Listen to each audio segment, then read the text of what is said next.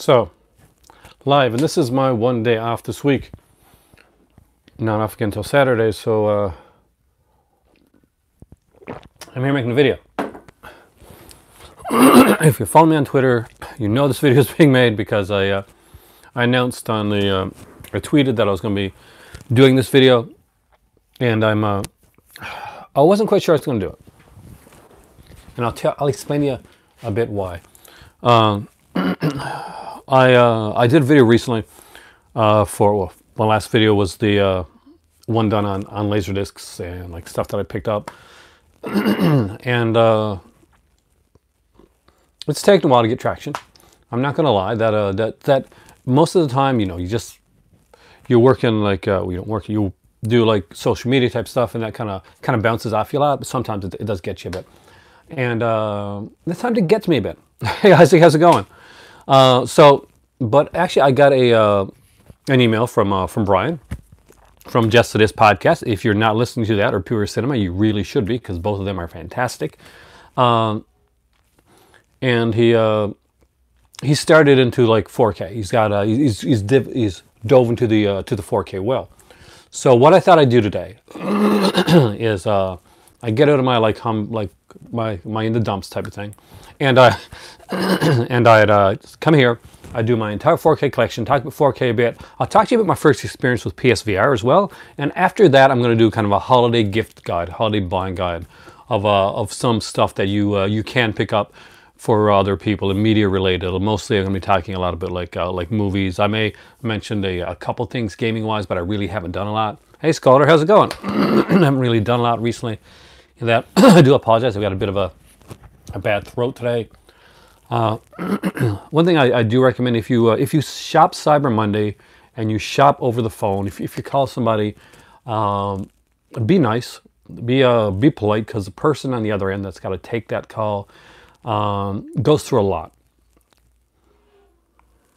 I do think that a Kurosawa set is on the way, and I'm actually really excited about that. I don't have the Bergman set, and I'm probably not getting it for Christmas. I did hint around for it, but she went another direction, and I did hint around for a lot of things. And I'll be completely honest with you, I'll be completely blunt. When it comes to here, a lot of people ask why my channel doesn't gain more traction than it does usually. And I don't get to do as many out and abouts unboxing, hey Mersville, or get as many new movies on release date as like a lot of channels do. I just don't have the bones for that. That's the truth of the matter. So I do try to make up for that with, that's a bit of a wait. But at least it's worth waiting for, Isaac. That's really worth waiting for. I'm hoping that maybe that can be my birthday gift for me. Lord knows there'll be like a dozen things out there by then, because there's the 2 Indicator William Castle set, and and I want those. Brian sold me on those, but I really do need to catch up on some of the stuff. Anyway, what I'm going to do right now, I'm going to talk a little bit about PSVR very shortly, because not everybody on my channel like does gaming or anything like that. And then we're going to dive into 4K, and then we're going to talk about like holiday shopping and stuff. Yo, Kenneth, how's it going? So last night, so that I could be here making this video right now, what I did was at 1 o'clock in the morning when I got home, I set up PlayStation VR. And it was our gift to us. It was a couple's gift. As you can tell, my better half is kind of super geeky like me, and she's pretty excited about it as well. Unfortunately, at 1 o'clock in the morning, she was kind of passed out. She had a very early seminar to do this morning.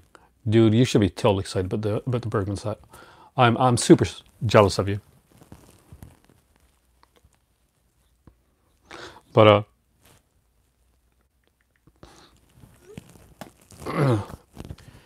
so I set it up. It took me about like 20 minutes to set up, and probably wouldn't really have taken that long, except for the fact I was super tired, and but I still had to wind down from an evening of working Cyber Mondays. Yeah, it's almost about it's around the same size of the as that set. I'm not sure if you can see it back there. The one that I got, the Herschel Gordon Lewis set, except much more classy, and that's a great book. I heard the book is amazing. So I get there and I'm setting everything up. There's lots of wires to set up. There's lots of HDMI cords. You know, you got to make sure you get everything in there. You got to like calibrate right. You got to put in the headphones, like get the 3D experience. So I tried like a couple different things. And actually, the Horschel and Lewis that may be mentioned in the gift guide. So what I did try, I tried PlayStation's like Playroom. It was too late for me to like really like start like loading on things like Firewall or any, you know, games like that I had, or you know, putting Moss in there or looking at Astrobot. So what I did is I did like a couple things on. I put in the PlayStation VR. I put in the Playroom, and I was like, this is okay. Like I could see the PlayStation screen up there first, and I'm like, you know, this isn't too big of a deal. And then the PlayStation Room came.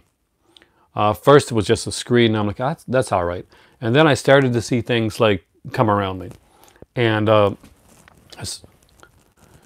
I started to see like space and walls and planets and stars shooting up, and I looked down, and when I went into one, I found myself into this kind of environment where like the floor was like kind of like multicolored, and I was doing this kind of like claw game. It was any direction I would turn around, I really felt immersed into the experience. After that, I checked out The Punisher on Blu-ray, and it was really cool to sit down and like watch it. There, hey, welcome, Petey. Wow, I got you late there, didn't I? So I loved it, and actually then afterwards I tried Spider-Man on 3D. Now that's what I was worried about. I was worried, is it going to be nauseating? So what I do recommend is, if you're starting out, like start out small, go into like one of the apps like the Playroom or one of the like more limited experiences, and slowly kind of work your way up to it. If it's not something that if you have motion sickness, but it's worth it. I didn't realize how immersive it could actually get. Do I want to know what that is? But it definitely gets really, really super immersive. It's something that I think you could that you could actually enjoy, work with. So hands down, we've seen Oculus Rift, we've seen PSVR. PSVR is much more comfortable to wear than an Oculus Rift. Oculus Rift is heavy. It was very, very, very easy to set up. The calibration took a little bit. But the setting up was actually pretty easy. And anyway, that's my experience with PSVR. We're going to go into like because nobody here is talking about it, so I know when to shift my my focus. But I really was hoping somebody here would have had the experience and would have actually wanted to chat about it. But okay. You gave up on gaming? How come? But we're going to go into 4K. So if you're just coming in here, and if this is the year that you decided to go into 4K collecting, well, you chose a good time. Last year we started to see a lot more shift towards like 4K collectors and collecting. Now this year it seems to be going even more. Now with the Xbox One S went on sale last Black Friday, we got to see a real big push towards 4K because it became cheaper to buy and more accessible. The Xbox One S became the kind of like much like the PlayStation did back in the day. It became the kind of the gateway for 4K, much the way the PlayStation 3 was the gateway to Blu-ray and PlayStation 2 was the gateway to DVD. So ironically, PlayStation was that does a lot of this. The Sony and it doesn't support 4K. Just they support 4K like streaming, which is ridiculous because I don't consider 4K streaming to the point where it's actually really 4K. Hey Aaron, how's it going? Interesting name. But what I'm going to do is I'm going to go over my complete 4K collection. Consume it. That's not bad. I mean, like, cinema is definitely one thing. I'm kind of biased, but I like both. And for a while, cinema completely consumed my life. In a way, it still has. But I do like the retro gaming aspect of it, and I do get into more stuff. Hey, here, another thing, right on. So what we're going to talk about right now is 4K, and we're going to go into holiday gift giving after that, like guides of like some different stuff you can pick up this year that I think are interesting buys, be it like movies and gaming as well. But we're going to start with my 4K collection, and I'm going to go through a few things and let you know some that I was really impressed with, others that were okay, and but overall, like, I haven't had a really bad 4K experience. Did I end up passing on the PlayStation Classic? I so ended up passing on the PlayStation Classic. Yo, PlayStation 9. I was not a fan of the games that they put into it. Yo, Brian, you're actually coming in right as I'm about to do the 4K part. Because I contemplated not making a video today. I was depressed. But I'm making the video.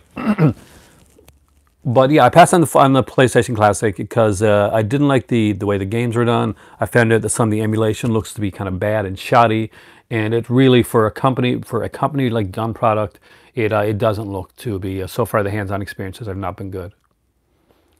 That's because some of the games are done, like at least 9 or 10 of the games are done.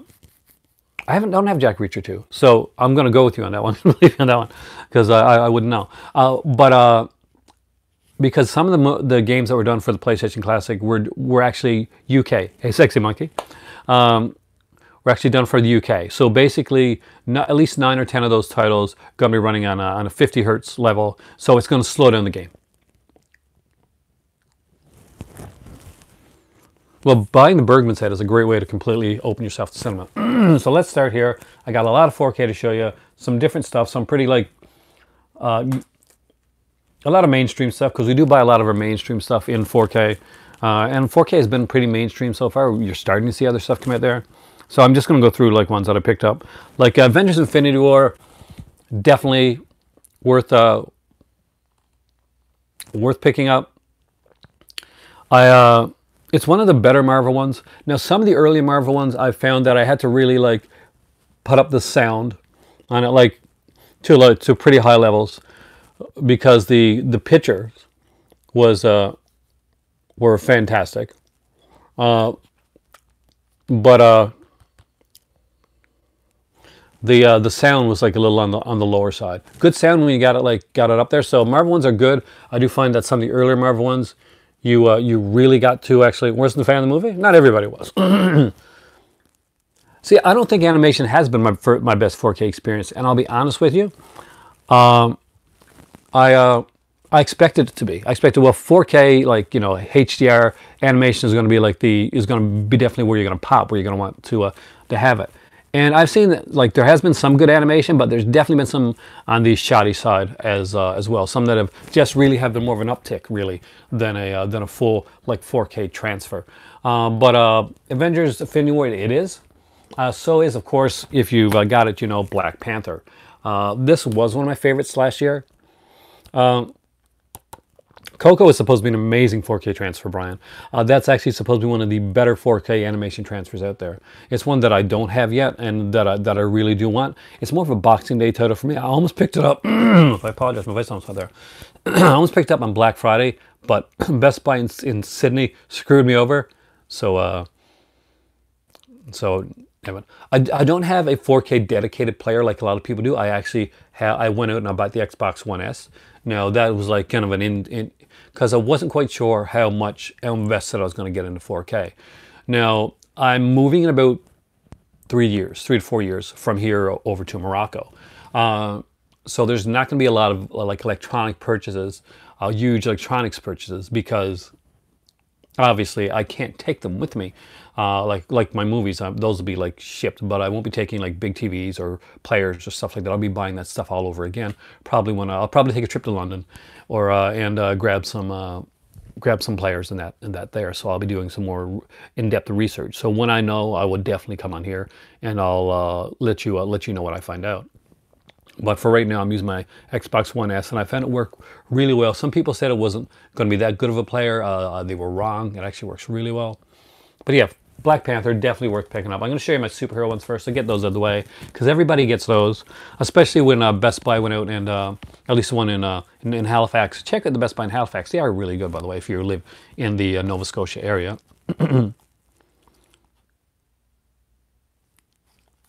Yeah, right. See, that's the thing. And Black Panther, like all the superhero movies right now at Best Buy are on the Black Friday sale.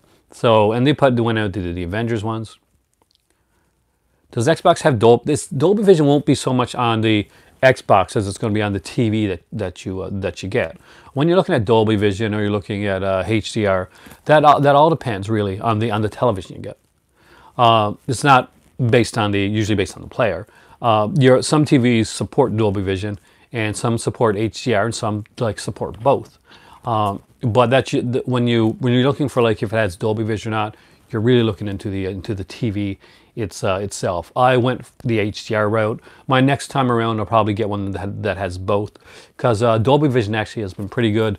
It hasn't been getting as much support, but still, it's been doing some good stuff.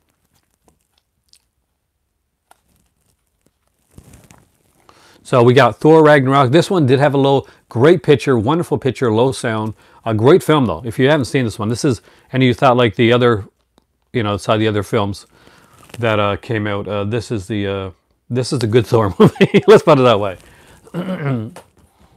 Next up is Logan, and I made a mistake with Logan. Not because it's a bad one. I loved the movie Logan. I love this film. But I picked up the wrong edition. Now, there are 2 editions of this in 4K. This one here has like just 2-disc edition. It's got the Blu-ray and and kind of like the 4K Ultra HD. Now, there's another edition of this that I think runs around 4 discs, and it usually comes around the same price. I just picked up the wrong one, and it has kind of the black and white version of Logan. Kind of Logan Noir on there as well. I do recommend that you pick up that one. That one is supposed to be amazing in 4K, and that I seriously definitely recommend.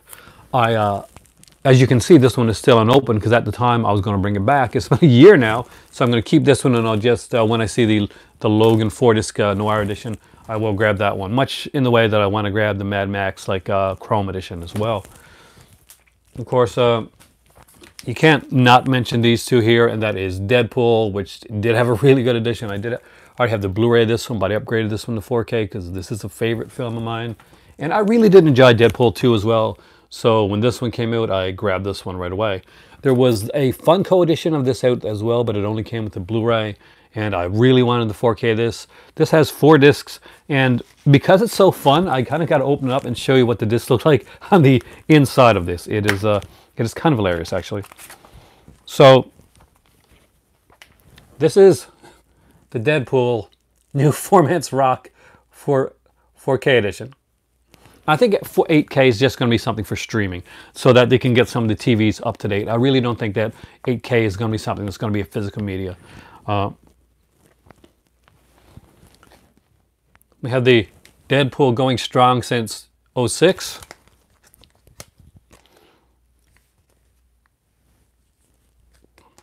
And now we have the super duper cut on 4K, which is the loaded and packed with extras.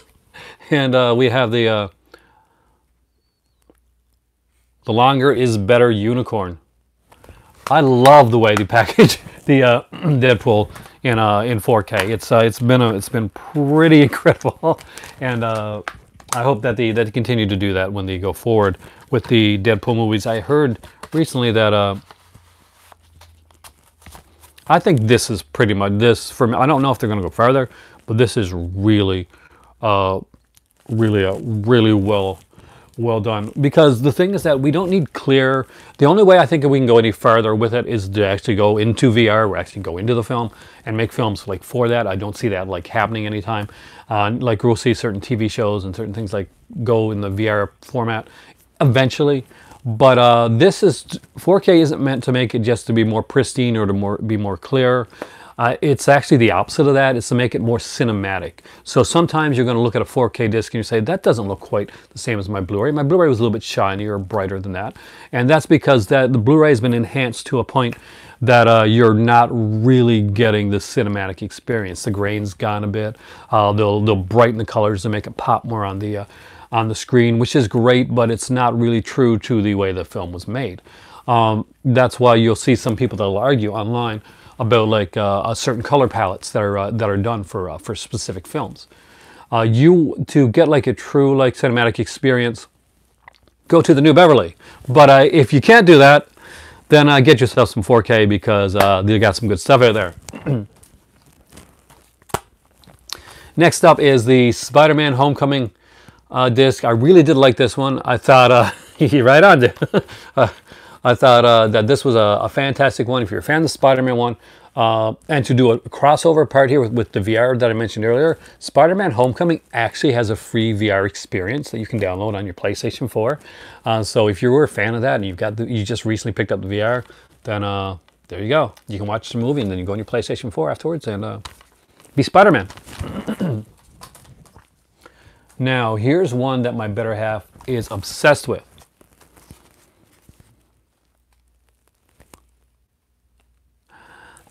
See, I would completely disagree with that specific roundtable, and there are some people that will say, and I know some people that are going to say, like in filmmaking, they'll say the 4K isn't like done on, or like digital isn't really done on. It's not done on film. It's not done on a 70 millimeter film. It can't reflect the you know, the cinematic experience. I would disagree with that, and I think that what we've seen so far has proven that like to be wrong. Sometimes directors and producers, oh no, I know, and I know exactly who you're talking about, and I would call them out on that, like specifically, because Jeff says there are some that will go out there and they'll say, you know, oh no, this isn't the way that it is. I do find that they have been a vocal minority in a vast majority that actually has said that 4K does represent the cinematic experience much better.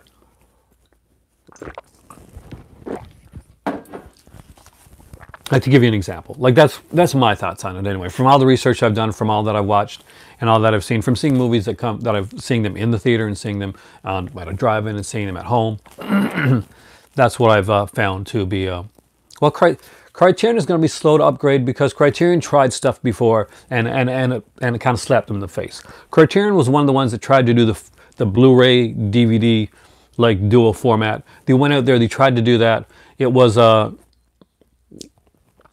interesting experiment, and I really liked it. I wish they would have kept doing it, but people like went against it, and they didn't buy the dual pack. So Criterion ended up like ending that. Now I do think that eventually we're going to see, like, as 4K becomes more mainstream. Right now 4K is the laserdisc of collecting for collectors. It's gotten above that stage, but basically, if you're like an Ebert, a Roger Ebert, or Gene Siskel or someone like that back in the day, you had the Laserdisc when it came out because you wanted to get like the best picture that you could and to like really manipulate and work well with your to get the cinematic experience. They were cinephiles. Like movies were like you mentioned, Isaac. Movies were their thing, was their life. So they were going to go into the format that were going to give them the best recreation of their life experience. 4K is that for this generation. As it's caught on a bit more with the mainstream than Laserdisc has, because this has dropped a lot quicker in price point than a Laserdisc has. But it also means we got to do a little bit more searching, a little bit more digging when we're looking into our 4K releases to make sure that, you know, because sometimes people just put them out there and they just uptick them. They don't really work as hard on the 4K releases as they should. And don't worry, guys. I've only got a couple more of like the super ones to go through, and then I'm going to be looking at some.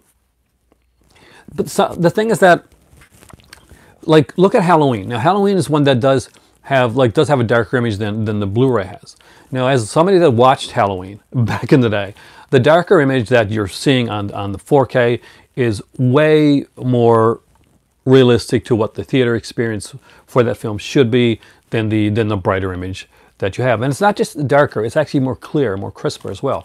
So we're not just getting like blacks, we're getting kind of an inky black where you can actually see more picture in the on the screen. You get to see Michael a bit more in the 4K than you did in the when when you watch Halloween in any other edition. That that I can state, you know, unequivocally so.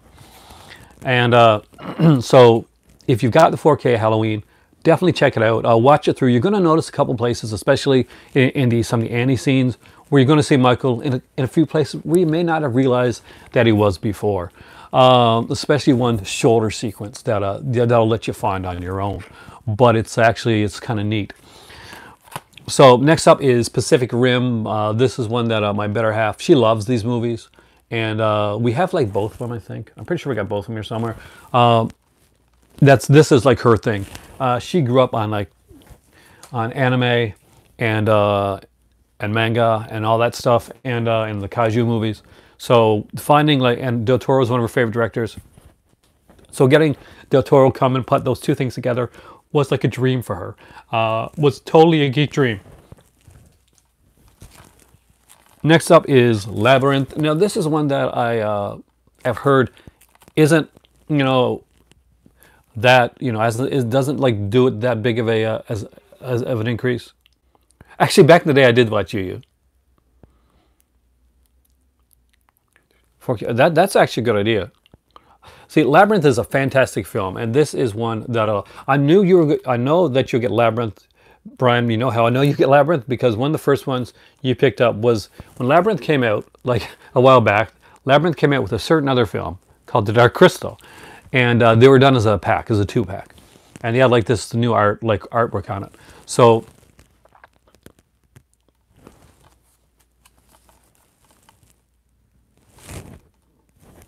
Oh, it definitely has Del Toro's touch. That's the thing. Del Toro loves that stuff. This is, you know, this is his dream stuff. Bubblegum Crisis was something that I watched early on. It was like more of an introduction for me. And I love Curie and Yui. And what's the name? Yuri and Kay. Kay, right? Kay? I can't remember the names right now. But they blew up lots of planets. I used to love it. This is another one I got. So you see some of these aren't open because I've already seen the films, and I'll watch them again eventually down the road. This is a Peter Berg film, so you know it's going to be starring Mark Wahlberg. And that is Deepwater Horizon. I actually wasn't that was an okay movie. I wasn't a huge fan of it, though I did hear that that this is a really good 4K release, and it was like $12. So I usually, if I see a 4K and it's $12, I kind of pick it up.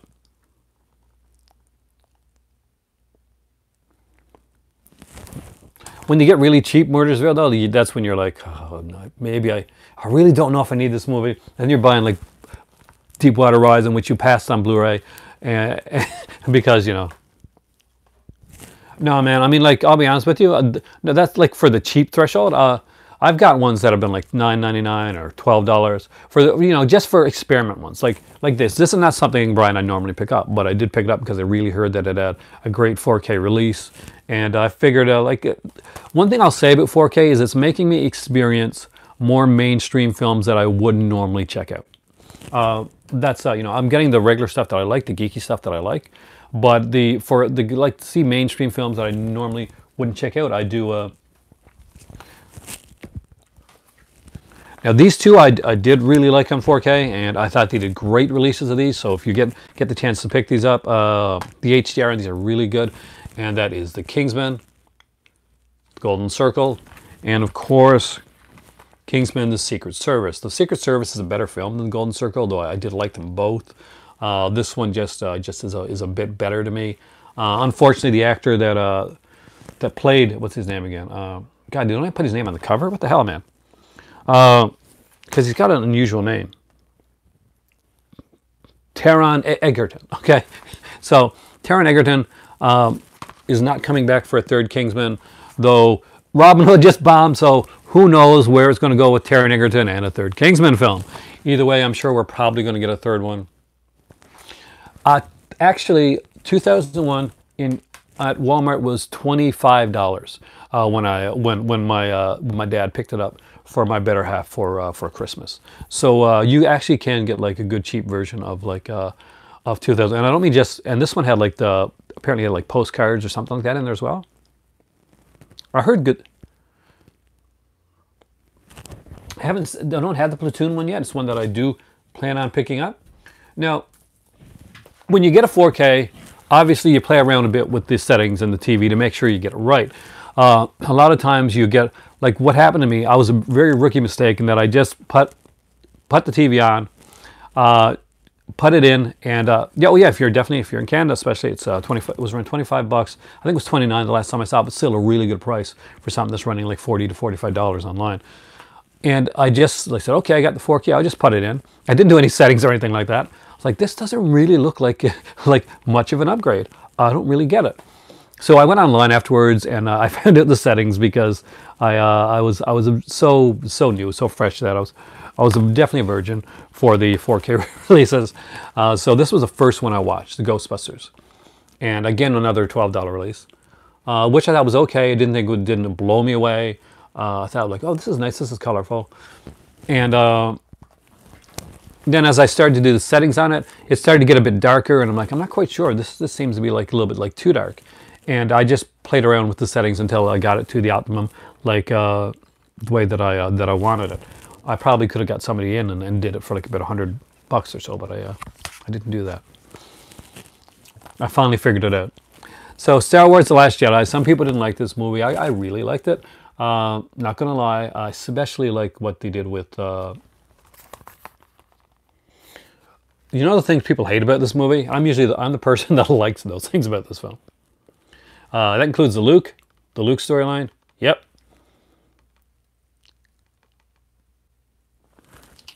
Everybody's got their own like views on films. That's the thing. Murdersville. It's like if you don't like one film, you're gonna find like 20 people that don't like it, but you're gonna find something you think that only you like, and then you're gonna find 20 other people that like that film. So it's always, that's the good thing about the cinemas. Most of all, it's been a pretty inclusive community.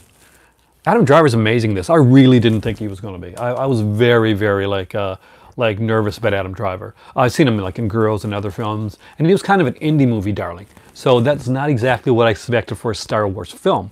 However, I do agree that he has been one of the best parts of the franchise there so far.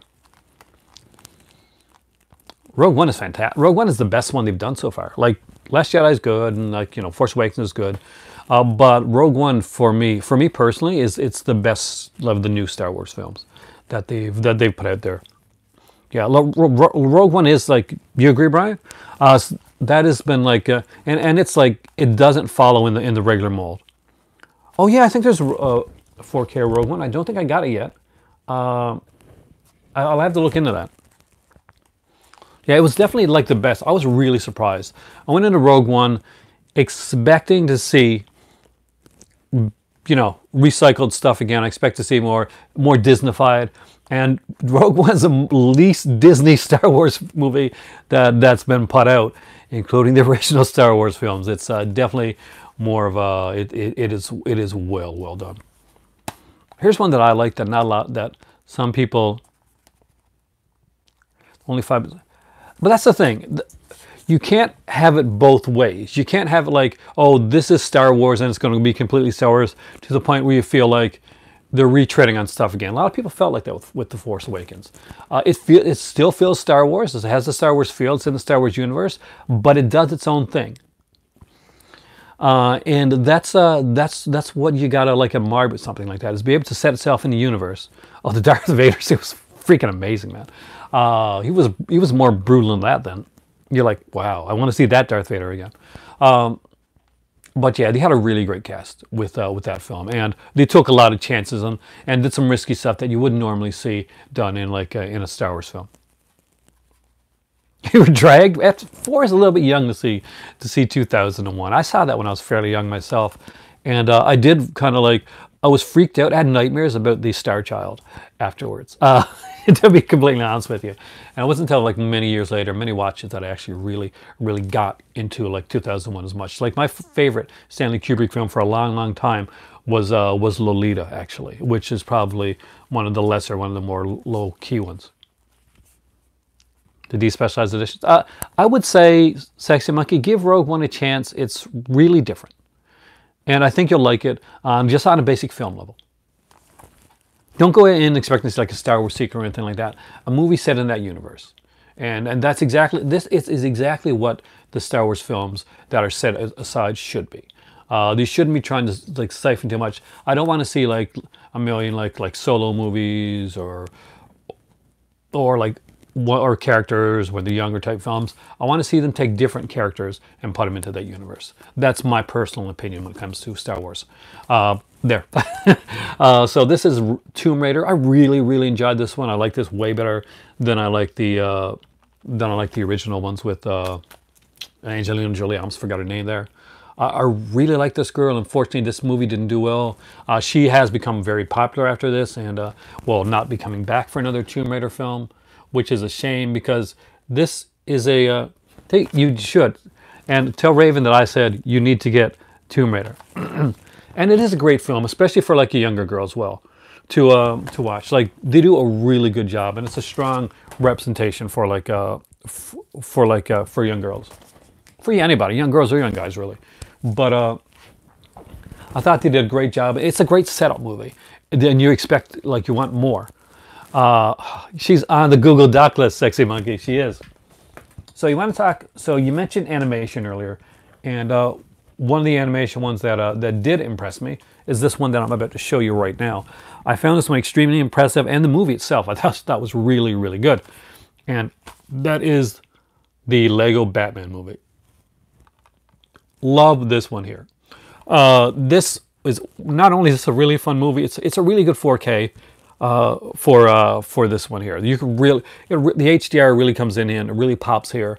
And this is where you want to see the colors. This is where you want to see it become more popping and more being more colorful. Is in movies like this, and it really does a great job with the 4K in this film. If you've never seen the Batman Lego movie, I really do recommend it. It's probably one of the better Batman movies put out in recent times. Definitely Sexy Monkey. If you haven't seen this one, it's really well done. Great voice cast as well, and Will Arnett makes a great Batman.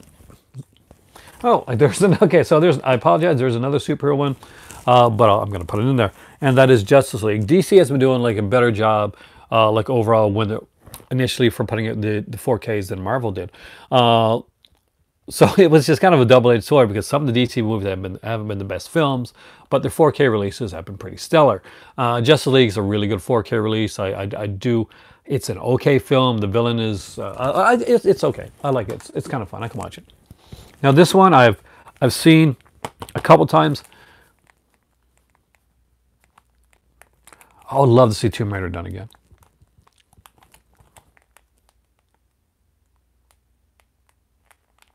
It happens sometimes. I'll watch a movie that I'll completely hate, and I'll give you a perfect example of a movie that I completely hated when I first saw it that I later really liked. A lot of times it'll be like you're in the wrong frame of mind, or you're watching it with the wrong people. And I watched the movie Seven, David Fincher's, the classic film Seven, right? And I do think some of the boutique labels are going to go into 4K. You're already seeing them doing 4K transfers for Blu-rays. They're testing the waters to see how well it can do. I do expect a company like Scream or something like that to actually be one of the first to go into that. And we're going to see other companies follow suit depending on how well they sell. But the thing is that I went to see Seven. I went and saw Seven with some friends of mine. A lot of times people do go with their minds already made up. And everybody that I was watching Seven with fell asleep around like 35 to 40 minutes in. No word of lie. I was literally the only person watching it. It was one of the most miserable cinema experiences I ever had.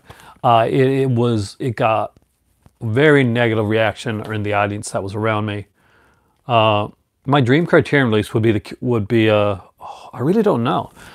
For years, when the Jacques Demy set came out, that was one of them. The World Cinema one was definitely one. The BBS collection, but the Kurosawa one, Akira Kurosawa one would probably be like a dream release for me to see them. Like the Bergman one is a dream release for me as well. But the Kurosawa one will be something that I would love to see. I'd have to really look into it to see what a dream release would be. To see what they're actually. So Hacksaw Ridge, good movie, way better than I expected.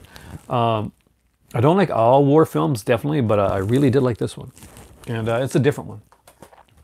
Now, you're going to judge me on the next one. But Ghost Dog's a good one. This is a horrible film. But it's a really great 4K retransfer. That does happen sometimes. That's with a double-edged sword. I'm not quite sure. I'll come back to that, though, actually, Isaac. So remind me. I'll come back to that question. Yes, I heard that the quality is really good on that. I've actually not seen the film Brawl in Cell Block 9 specifically because I want to pick up the 4K release of it before I actually watch it. I've seen like scenes from it and like seen trailers. I've tried to like limit myself to what I can see because I want the 4K release.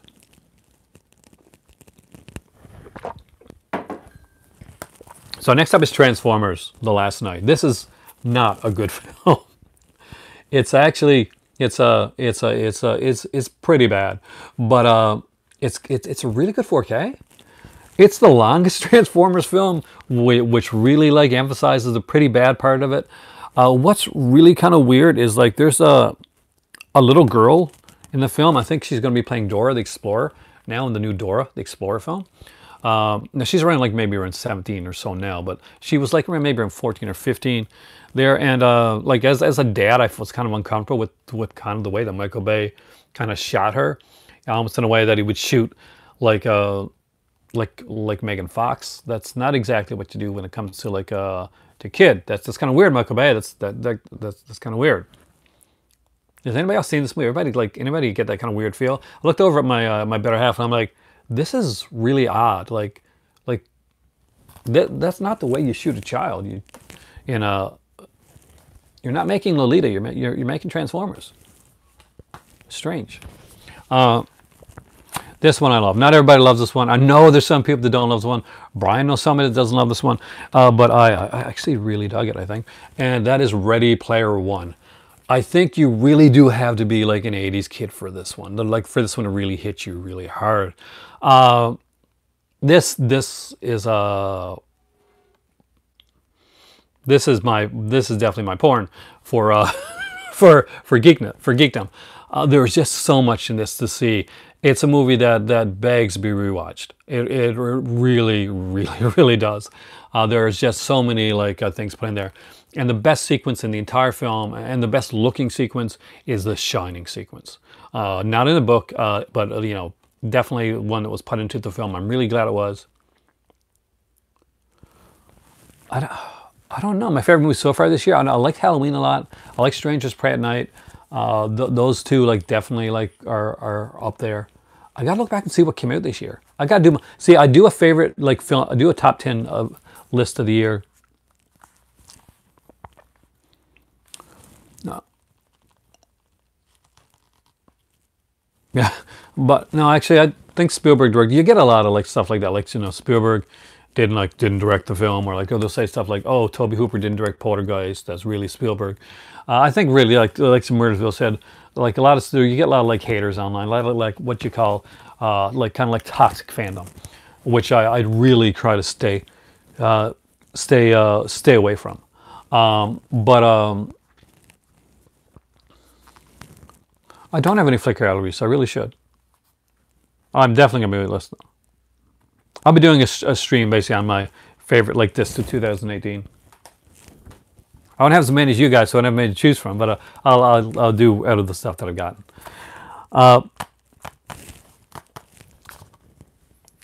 If you've never seen the Planet Earth like films, I like the documentaries. I have to recommend like them, like hands down, as fantastically well done, and probably the best that you're going to see on your 4K player. If you don't have it, you owe it to yourself to have it. And if you want to get a peek at it before you like dive in and buy the whole like Planet Earth 2 set, there's a way to do that. There actually was a film put out kind of which showed some different scenes that weren't in, well, it wasn't in Planet Earth 2, along with some Planet Earth stuff. It is amazing, man. It is super amazing. And that is like, check this out here. This is Earth One Amazing Day. This is gorgeous, and it's a great primer to going into to Planet Earth 2 or the water one that was done, which I can't remember the name of right now because it's totally like, which I got to grab.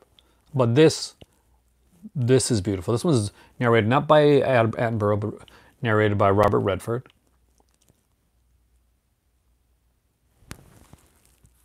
It's up. I'll be honest. It's up to you. Like Earth 2 was one of my first like buys because the reason I watched it on when we got our 4K TV, Brian. One of the first things we did was we went to 4K Netflix on our Xbox One S, and we watched 5 minutes of the first episode of Planet Earth 2, and it blew our minds. It completely blew our minds. We got immediately what 4K was meant for, what it was meant to be, and we went out the very next day, and we hunted down Planet Earth 2 on 4K, and we picked it up. And then we sat down and we watched the entirety of it. Well, this is a different thing. Like the things, I guess, you know, what they did was they did kind of like just a 2-hour, kind of like, think of this as more like a 2-hour, almost like a Disney-esque film version of like Planet Earth 2, like a condensation, where the condensation of where they just use like more of like I guess accessible to like some North American people might be Robert Redford, and he does a good job with that. But I do recommend, if you got the chance, to get the Planet Earth 2 first. But this has scenes that aren't in Planet Earth 2, so you definitely, they are both worth getting. But Planet Earth 2 is something, Brian, that you can sit down, you can watch with your entire family. It is fascinating to watch, and it is one of the most beautiful experiences you're ever going to have cinema-wise. So you like the Bergman set? Check out Planet Earth 2. It is gorgeous. I'll talk about it a little bit more because I do have that there to show you guys.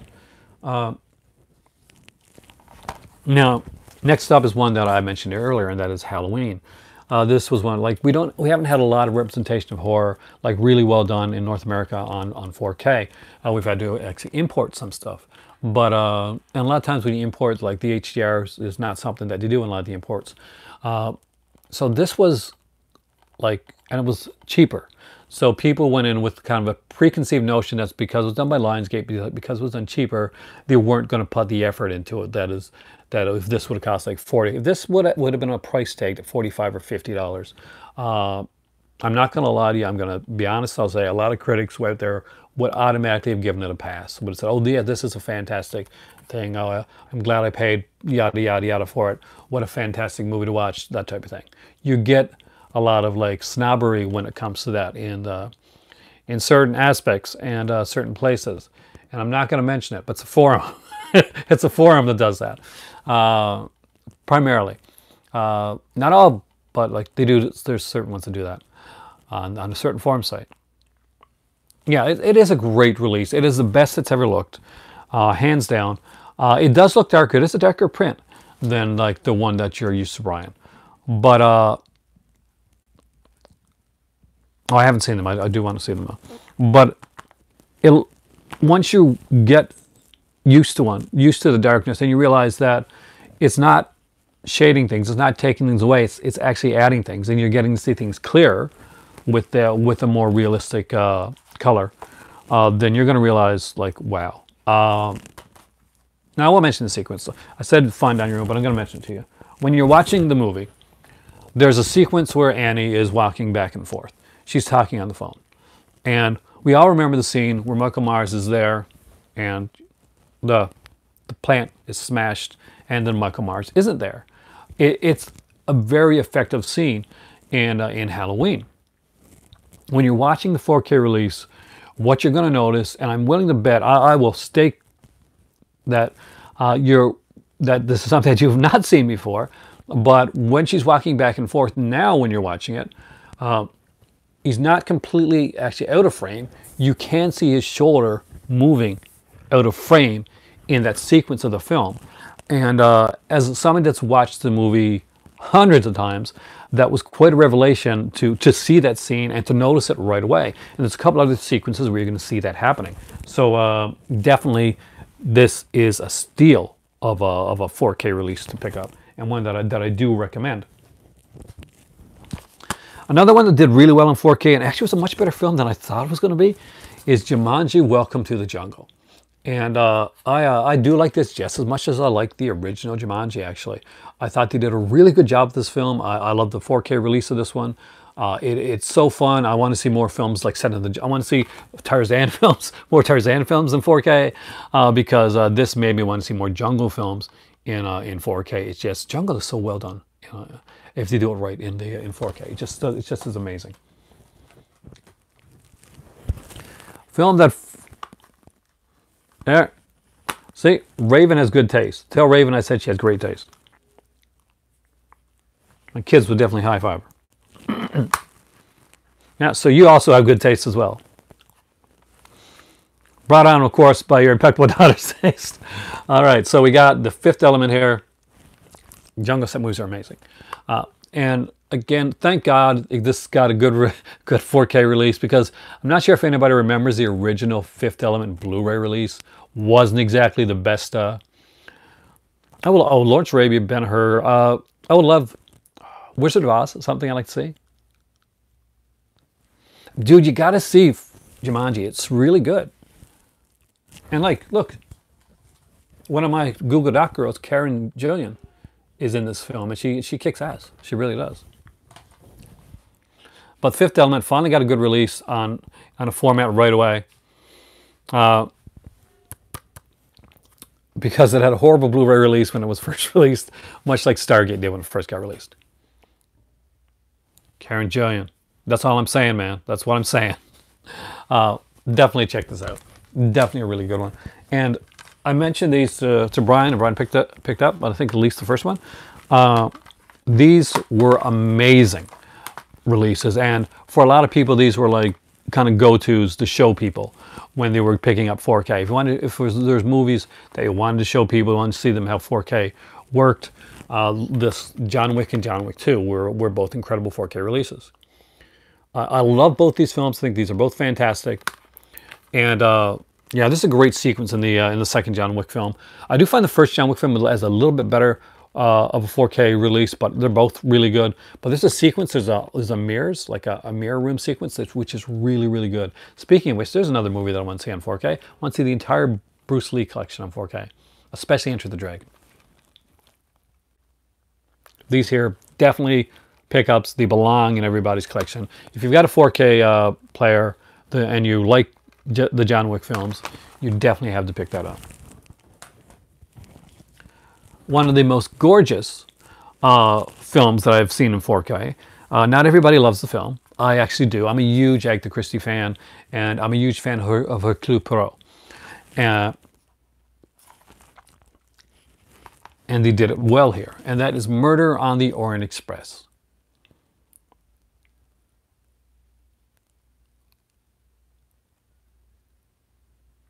Oh yeah, oh damn, definitely get the censor for violence, really?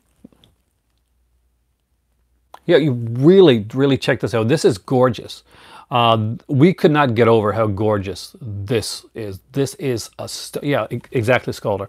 This is a stunning, stunning visual masterpiece of a film. You may enjoy the movie for what it is. I do. I think it does. For me, it does. I don't think it's going to be one you're going to go to every day, but if you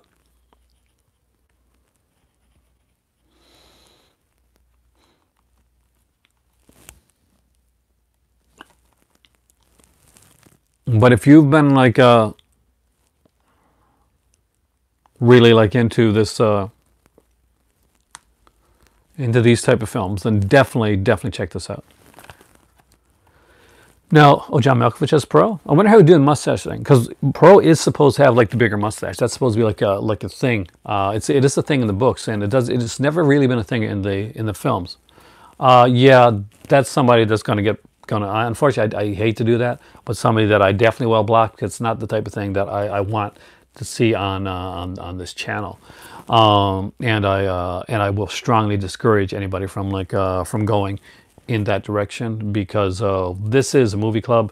I'm going to keep it pretty drama free. So just bear with me for a moment here, guys. And I don't like to ever have to like take people out or or ban people, but I'm going to be honest with you right now. With when it comes to certain things,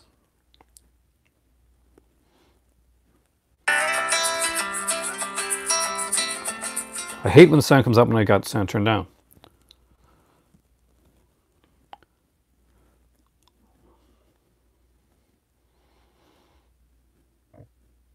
So just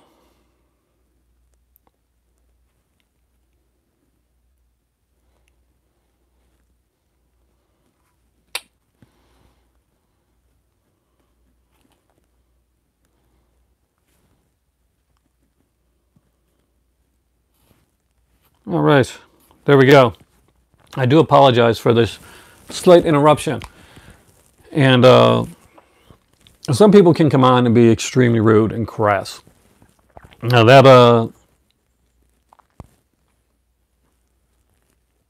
that shit doesn't work with me. Yeah, Branagh did an amazing job.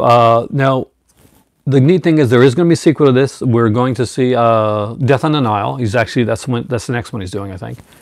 I would like to see Murder Under the Sun. That's a personal favorite of mine.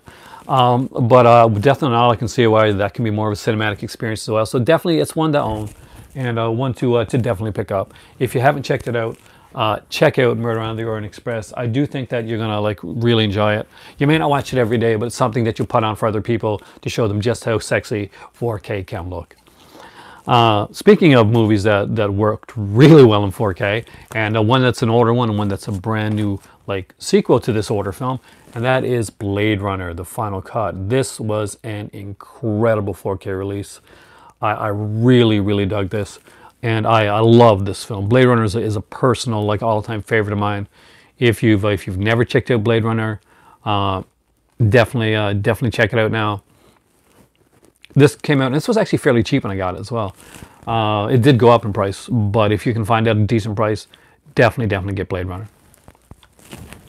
Okay, you have a family of people with good taste. Next up, of course, is going to be Blade Runner 2049. We watched this one in theater. I wasn't in IMAX theater, so half of the part, we only got 70% of the screen. So when the subtitle sequence comes up, subtitles completely cut off, had no idea what they were saying. Luckily, we got the 4K, so we can see the entire screen in a definitely IMAX type of experience. This does look amazing on 4K. It does look, and some people have said that this looks better than it did in the cinema. So definitely one worth checking out. If you don't have the Blade Runner films, they do need to be grabbed on 4K.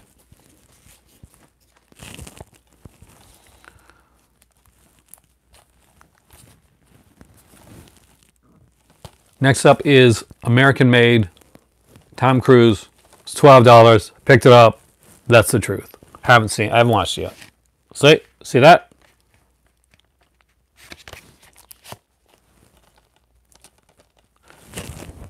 Have not watched yet. I'm sure it looks great, but I don't know. So I'm not gonna lie to you.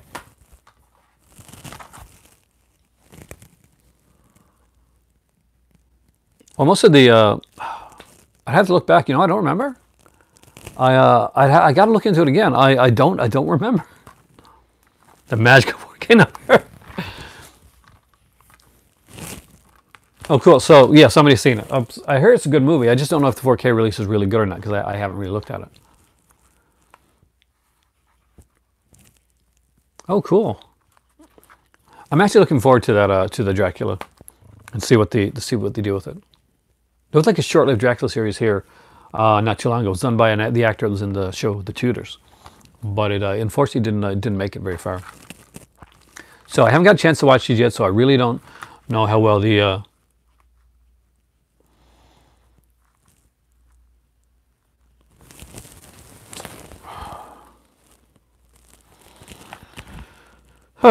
okay.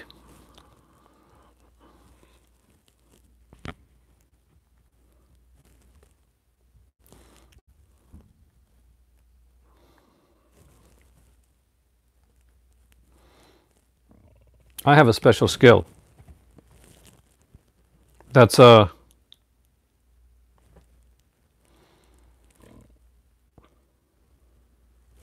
that's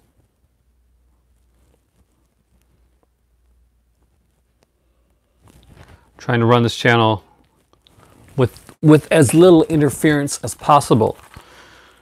And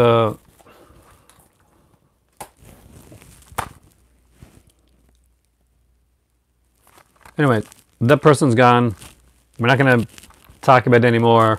And somebody comes in doing stuff like that, automatic ban. If you come in under a bunch of different names and you get a bunch of different automatic bans, then I'm going to go to YouTube. I'm going to try and report you there. And if you really piss me off, I'm going to be like Jay and Silent Bob, and I'm going to find you. so there you go. I'm going to do it at the end of Jay and Silent Bob Strikes Back. When they look at the comment section, we'll do that. I'll go John Wick on your ass. The Punisher and Warzone. Warzone, which is such a shame. They had such a good Punisher with Ray, but the problem that they have is the way that they did Jigsaw really sucks ass, which is a shame because it is such great stuff. Hey Savannah, how's it going? It's been a while. I really did enjoy him as the Punisher. I love the violence level in the Punisher Warzone. I just did not like the cartoony way that they ended up doing Jigsaw in that film. So next up is one that some people like, some people don't, and that is Solo. I thought this was a fun movie. It's exactly what I thought it was going to be. I don't know what people expected with Solo, a Star Wars story. It's not going to be a Rogue One quality film. It's going to be a fun film, a background of Solo, of things that really, honestly, we really didn't need to know the answers to, but we got them anyway. So yeah, enjoy it for a little kind of cute little ride that it is. It's a fun little Star Wars film. It's that's what it's made to be. It's not made to be anything else. It's just a little knockoff Star Wars film. Yeah, see, it is. That's the thing. It's fun. It's not meant to be anything else but fun. People weigh like too much into this stuff. Oh, Harrison Ford would be amazing for I would say Harrison Ford and Clint Eastwood. They could do a Western together. It'd be like an older, kind of like a gunslinger type. Wasn't big on the lead. I thought he was okay. He was better than I thought he was going to be. I'll be honest with you. I was very nervous when he was announced. He was the last person that I would have picked. But I thought he did okay. And he had a good cast around him too, which helped elevate him. So they were smart that way. So right here, Christine.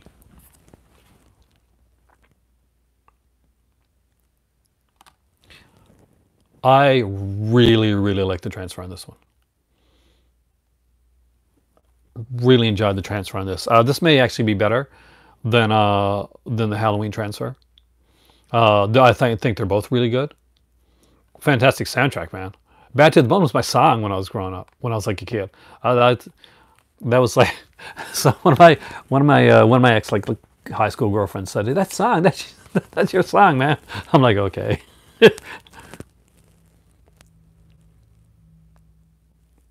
Yeah, no, there's a couple on there that says, you know, like, that they'll say, oh, they can't see 4K, or you need to have this big of a screen to see 4K, or it doesn't see the pixel. Those are people that don't understand what 4K is supposed to be.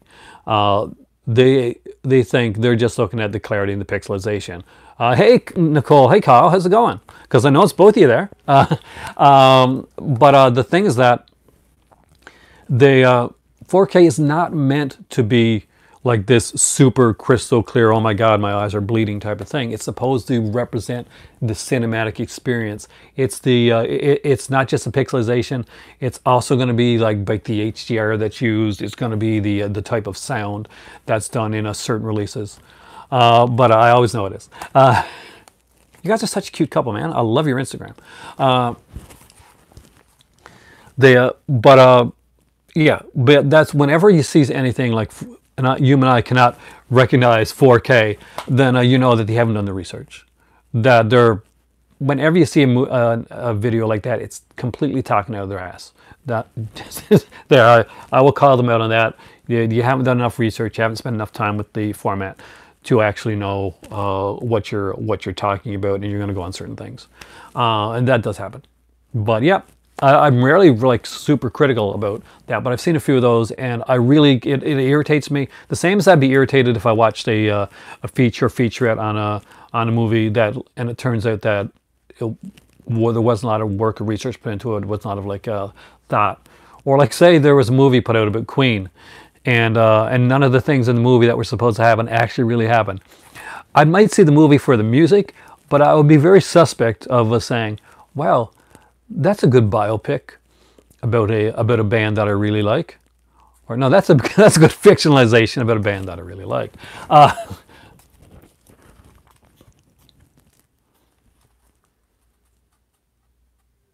It is a whole new experience. And by the way, guys, if you can think of anyone that I haven't listed here that you think really need to be checked out, Brian here from Just the Discs. He's just got into 4K this year. And there are other people here that probably are watching now that just got into 4K that need recommendations. And I definitely have got a smaller 4K collection here. But any people that have anything else that like that have 4K ones that they want to say, this is ones you should have. I think it already has been. I think it's going to be hit, but the way that I thought when I read it first, I thought you said it was going to be hit, and I will say that I do think that I think that this is going to be a bit of a slower burn. Martian, I don't have that one. That's actually that I've heard really great stuff about Martian. Is that this is going to be a slower burn. This is going to be collecting media, physical media right now is come on to almost like almost of a collector's medium again. So whereas it was like a casual medium with like collectors kind of like being like a minority of it, now majority. Oh, welcome Kubrick lover. Thanks for coming in. I hope you get to come back at the beginning there and watch the early stuff as well. Yeah, some non-collectors still. I still collect DVD. I collect all formats. As you know, I just if you watch my recent video, I actually got some Laserdisc stuff. If they'll say, "Oh, that would be awesome." Shape of Water. I gotta get Shape. The Revenant is amazing. I don't own it yet, but I have heard so that is like a reference quality transfer. And I keep saying I'm going to get it, but I never do grab it. And that is.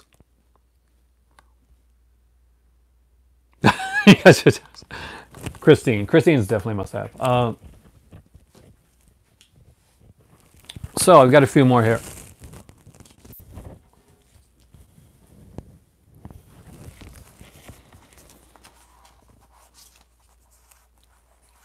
Talking car. Awesome subgenre.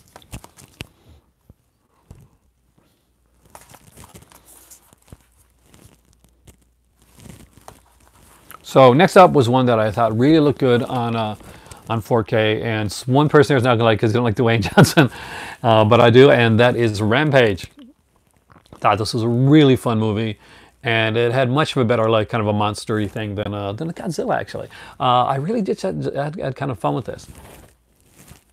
You mean this Atomic Blonde? Good call. Yeah, this is a fantastic looking 4K release.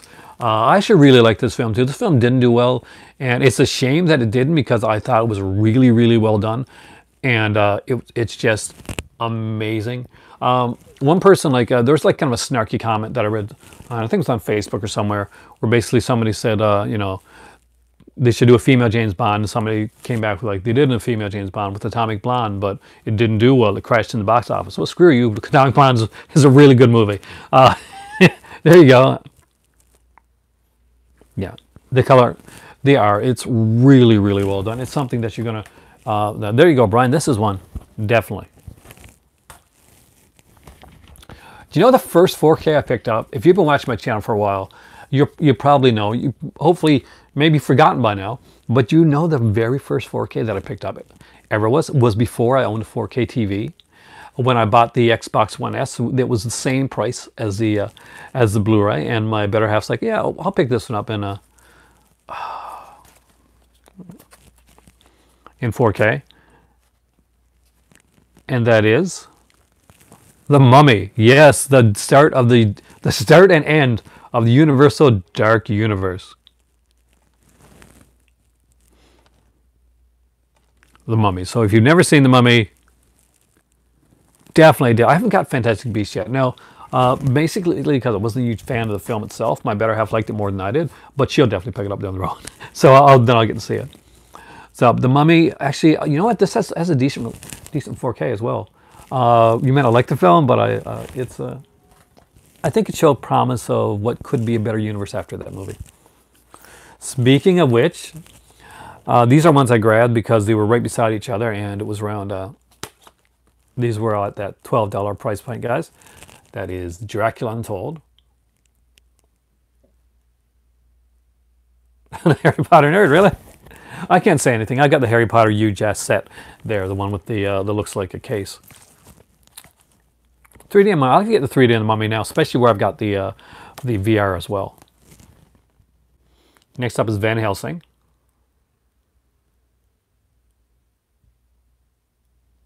Oh, the Atomic Blonde is a great cast. Here's one to pick up, though. Here's one I do recommend.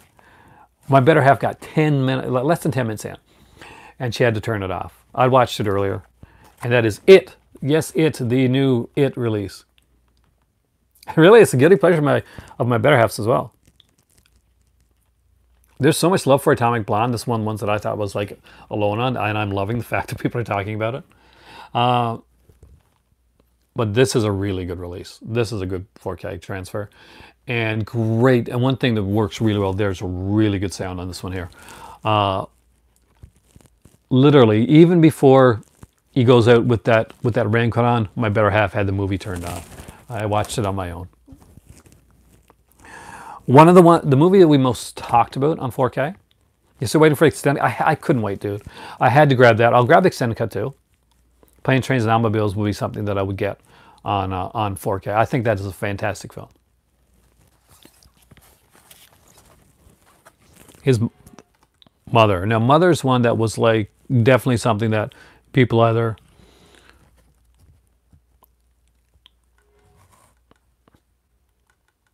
liked or liked or didn't like when it came to the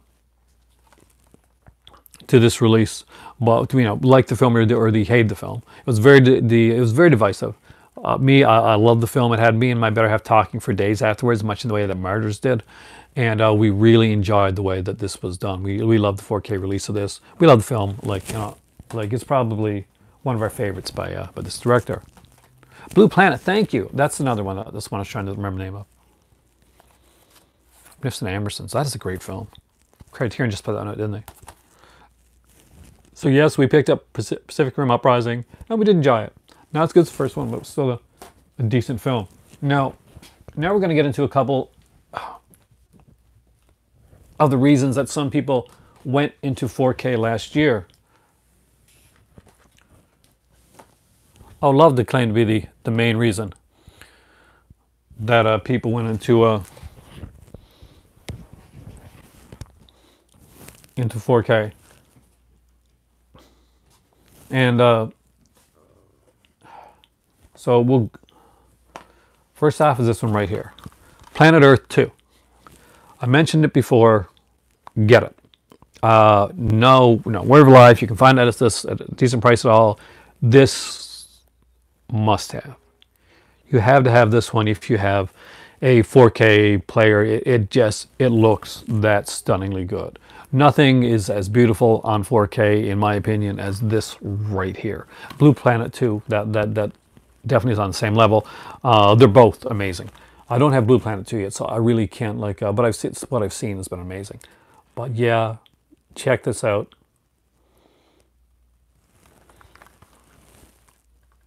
It's just gorgeous. Yeah, visuals are like, you can imagine this. If anybody's seen Planet Earth and you've seen it on Blu-ray and you saw how amazing and how beautiful that Planet Earth looked, 4K release for Planet Earth 2 is a revelation. It really, truly is. It's something that everybody should look into to picking up if you've got 4K. Now,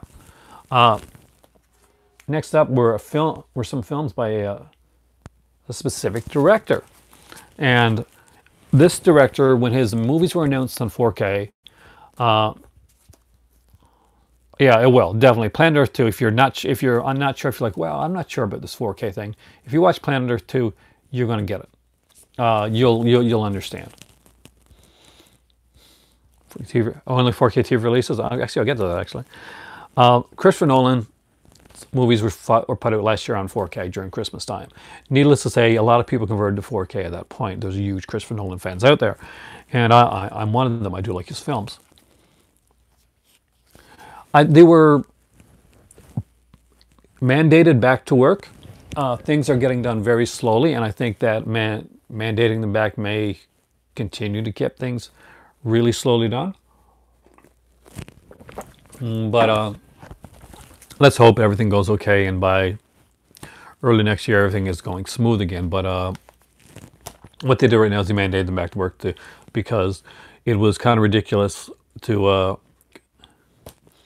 yeah, for it not to have them not, like, it was only a rolling strike, so it was slowing things down.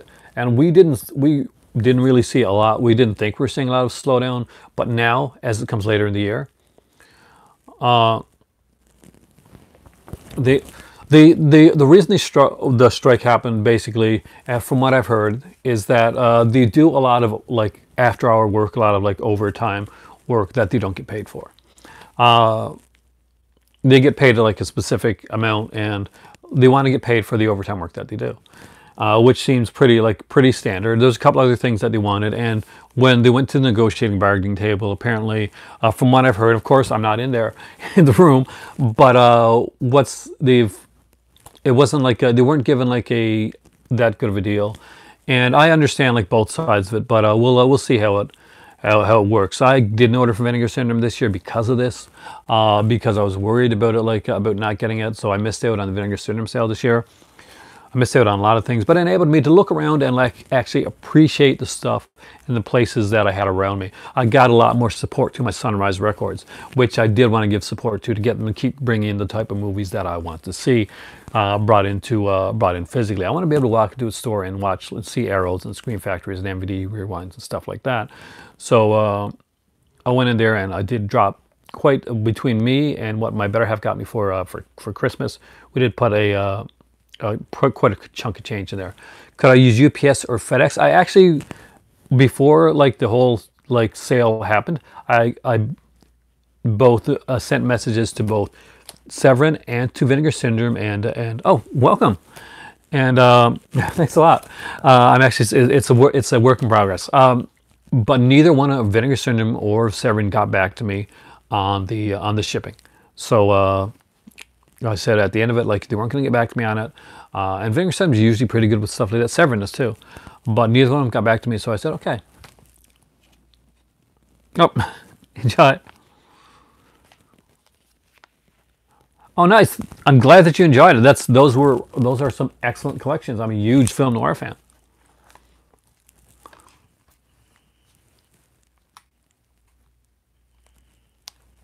Hey, Culture Training. So I picked up Inception. I love this movie. Kind of comical story behind it is because I wasn't quite sure on this movie when it came out. It's like, I'm not quite sure. And my better half's like, yeah, you got to see Inception. It's a really good movie.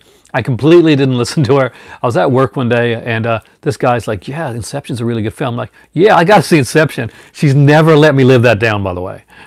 She's always saying, oh, yeah, you listen to strangers, like, but you won't listen to me.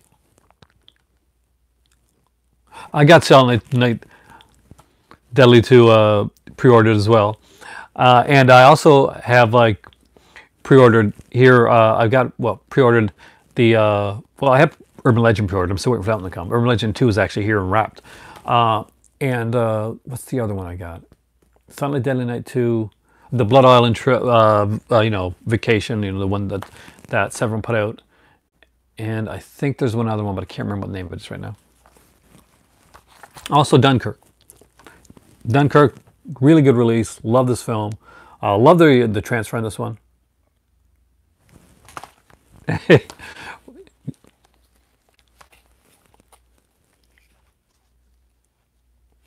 Yeah, it did its own thing.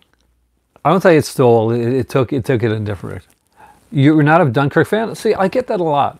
But I gotta say, I really did like it. I really liked the way Dunkirk was done, because it seemed more like a slice of and an experience than it seemed like an actual narrative, complete like structured narrative. Oh, it's Thin Red Line is definitely a better film, but I don't think that the two are comparable, and like they're not the same. The Thin Red Line definitely has a story. It has an arc that it goes with. Like Dunkirk has definitely as its own arc as well. But I do think Dunkirk is more of an experience and meant to be that way than it is meant to be like like a narrative film. That's just my thoughts on it, though. You know, like everybody's got their own. I haven't seen that actually. But I like Dave Bautista though. I think he's really funny. Interstellar, definitely. Not everybody loves it. I did. I liked Interstellar a lot. Now, the other ones I got, of course, I have to mention this one, and that is Westworld. I'm a huge fan of this series. I haven't seen the second season. Please don't spoil it for me. But I love the first season in 4K. I'm waiting to get the second season in 4K. That's why I have not yet seen the second season. I loved this release. I thought they did a really good job. Of course, this is Christopher Nolan's brother here working on this. And of course, I had to have what everybody had to have, and that is the Dark Knight trilogy. I think the Dark Knight Rises looks the best out of the three of these. Oh, thanks Hubert Glover for coming in, and I hope to see you again on our next chat. But yeah, this is really, really good. And if you haven't picked it up, it's a fun release, and it's gotten a lot cheaper than it was originally. You can buy these separately.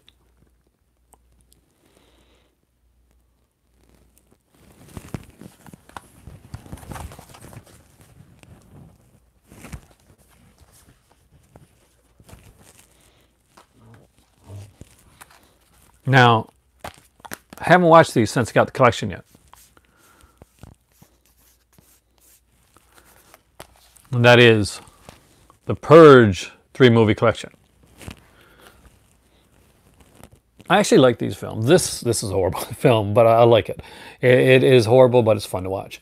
I do actually think these two are good action films, and they actually bring something to what this universe was set up to be. I haven't seen the first Purge yet. I do want to buy that in 4K. I was going to buy that the other day, but I'm waiting for it to go down a little bit. But definitely fun release. Now, when I first wanted to get like the 4K stuff, I wanted to pick up the superhero stuff, and I had a lot of these films all on Blu-ray, but they put it on sale last year on Best Buy, and it was a really good sale for 4K discs.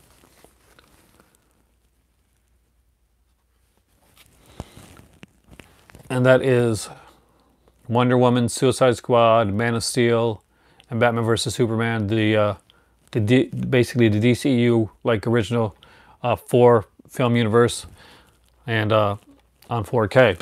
Now I did enjoy this. Obviously, I'm not a big fan of a couple of these films. Suicide Squad is probably the one I like the least, and one of the things about it though. It says, like right here, it says includes extended cut on Blu-ray. It does not include the extended cut on the 4K. It's only on the Blu-ray edition of Suicide Squad. It's only the theatrical cut on the 4K, and the extended edition is only on the Blu-ray.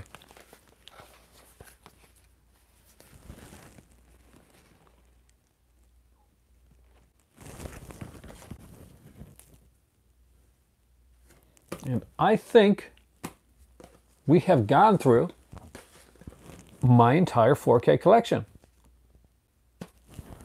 We have. In 83 minutes, we've done a bit of talking about 4K, a little short first 10-minute like jaunt into PSVR. And that's one thing that I do have to recommend. If you are looking into getting something for like a gamer friend of yours, and how many of them are there? Oh my God, I can't count right now. There's not a lot, like maybe 30, 40-ish, like maybe 40, something like that.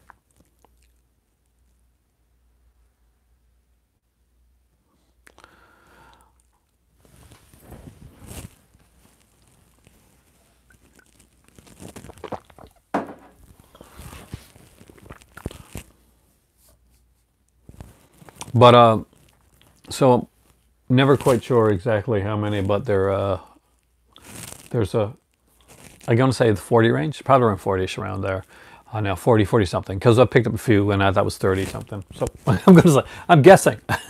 But yeah, holiday gift giving. So we're all looking towards, like, it's getting closer to Christmas, and we're looking at things to get for different people. Now during Black Friday, Cyber Monday, of course, we got a lot of sales, a lot of deals that came out. One of the things that I do recommend, if you got somebody that's got like got the PlayStation 4 that's looking to go a little bit farther into it, and you really want to get them like a nice gift, I do recommend the PSVR set that's out there right now. It's around $249 here in Canada, around $199 or so there in the United States, and it's a really good price to go into like go into 4K.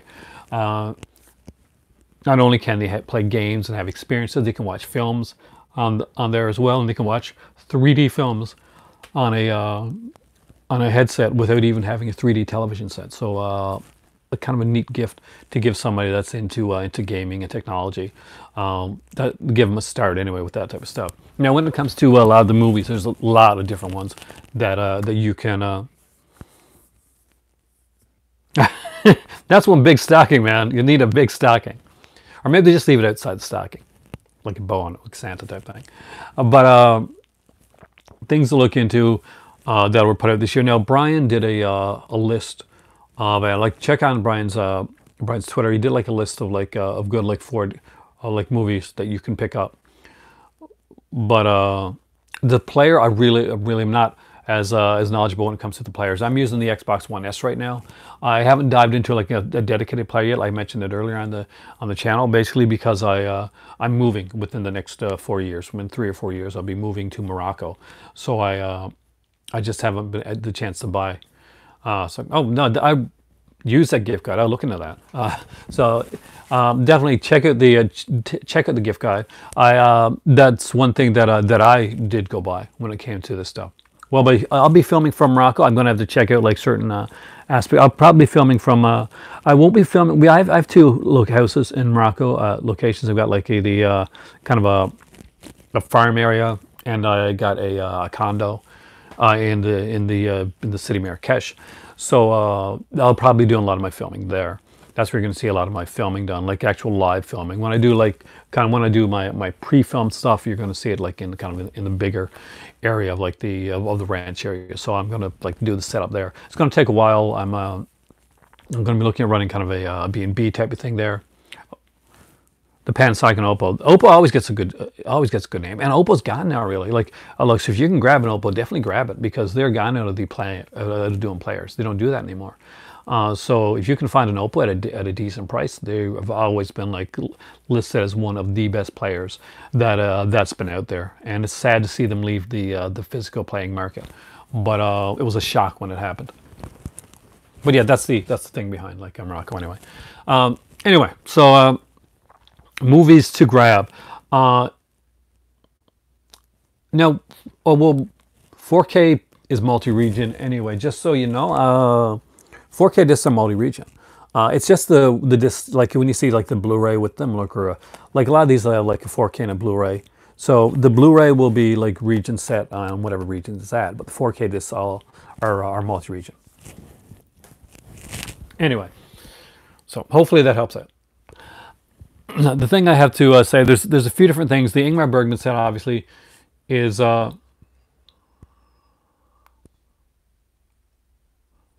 Oh, well, you got to play a 4K disc in a 4K player, but you can play Blu-rays and DVDs in a 4K player as well.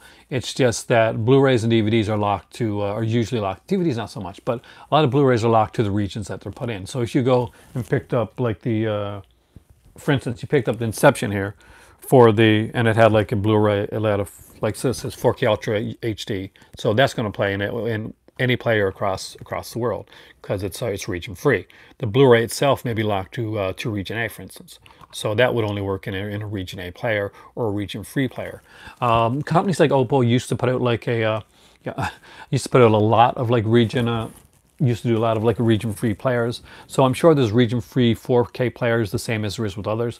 I don't have one yet. I've just got my Xbox One S, which is a dedicated region A 4K player included. Now,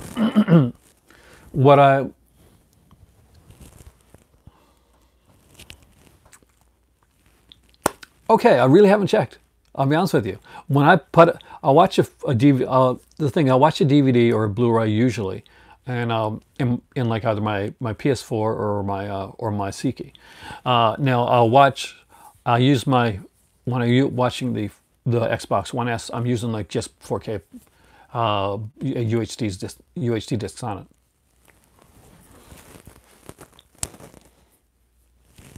But I've haven't had any complaints so far.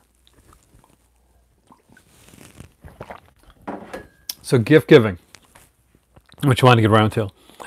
The Ingmar Bergman said if you're looking at a cinephile and you got the bones to get that, that's definitely a really nice set to look into. Anybody wants to send me the Ingmar Bergman set, I greatly appreciate that. But I don't see that happening in the near future. It's kind of a pricey one, but yeah, it's a fantastic set. Everything I've heard about it has been great. If you're a fan of like cinema and you like Ingmar Bergman, that's your type of thing, then definitely that's something to look into. Or you have like somebody that's really into Criterion type stuff, into BFI, then you're going to want to look into the Ingmar Bergman set. Now let's just say you can't afford to get like something like that's as pricey as the Ingmar Bergman set. There's still a lot of really great stuff out there. Criterion put out a lot of good releases this year. If you're a horror fan and a Criterion fan, the Night of the Living Dead set was a really, really good release that Criterion did put out. One that I strongly recommend. But when it comes to like I would have to say that a lot of people, and they haven't like looked into it as much, but some of the Indicator releases, the box sets that they put out this year, I would definitely put on the list. I think Brian's put a few of them on there. I would add did he put the Hammer one? Did you put the Hammer one on there? Because I definitely would have to say the Hammer release, like especially Volume 3, that was a really good release for Indicator, probably their best Hammer one that they put out so far. If you got a Hammer fan and and they're not just watching the Dracula films, they actually like Hammer all about, then that's definitely one to look into. There's a few different like box sets that came out this year, and they don't have to be from this year. Obviously, if you're gift giving, you're looking online. They don't have to be movies that came out. They came out books. Yeah, exactly. You can have movie books. Last year I got a few of the Tri Haworth books. The one on Bava, the first volume of the Giallo one that he did. I found those were really amazing for for a guy that loves film to look into. Yeah, of Hammer, you really should. It's a really good release, and it's probably their best release that they've done so far with the Hammer ones. Like, no, one was good. It was lower on the features. The Bud Boddicker set, definitely. I agree with you, Brian, 100%. If I don't have the set yet, but it's one that Bond book. Oh, nice. One that I definitely. And so this is where everybody here can actually put in things that they think that they would get for people as well. Now, me, my better half is an anime fan, and last year we started getting her these here Sailor Moon collections. So if you haven't seen these, if you got an anime fan that likes the Sailor Moon type stuff, these here are like big box sets. Have been really nice. Basically, the way that they do it is like a lot of these come in like 2 parts, 2 volumes. So what they do is to give you, if you can get the big box ones, it'll come with the first volume, and then you just buy the second volume and you put it right there. To be like the book in the middle, really nicely done, and to see them on their own here as well, like a kind of volume 1 and 2 type of thing. So if you're into this type of stuff, or you have a friend that's in this, the Sailor Moon one set is definitely like, some people didn't like the voice cast that was done. I did enjoy the voice cast. I do think that the Ranmas as well are ones to look into when you're looking at different like anime. Ranma Half's really fun. If you've never watched it, I do recommend. It's a really fun watch, and it's very silly. It's very fun, but it's very entertaining. It's very light. It's not like one of the deeper animes. You're not going to be like watch. It's not Akira, but it's a fun watch, and a family can sit down and watch Ranma Half. Definitely. Of course, the Batman the Animated Series Blu-ray set. I don't have that one, but that one came out. And speaking of Batman sets, if somebody somehow does not have this yet, oh, by the way, this is my shirt this time around, which is my brand new Halloween 2 shirt. Love this, by the way. Shirts, by the way, movie shirts are also like a good, like for people like me, I'll be honest with you. I love these things. I collect shirts like this, so I do recommend, you know, like you getting if you want to get them something different, you don't know like what type of films they have in their collection. You may be unsure what to buy them film wise. A nice movie shirt actually isn't a bad choice, especially if you're if it's just something, you know, if you just want to get something smaller or more light. Obviously, this one has definitely been out for a couple years now, and if anybody doesn't have it, the Batman 60 set, definitely worth picking up.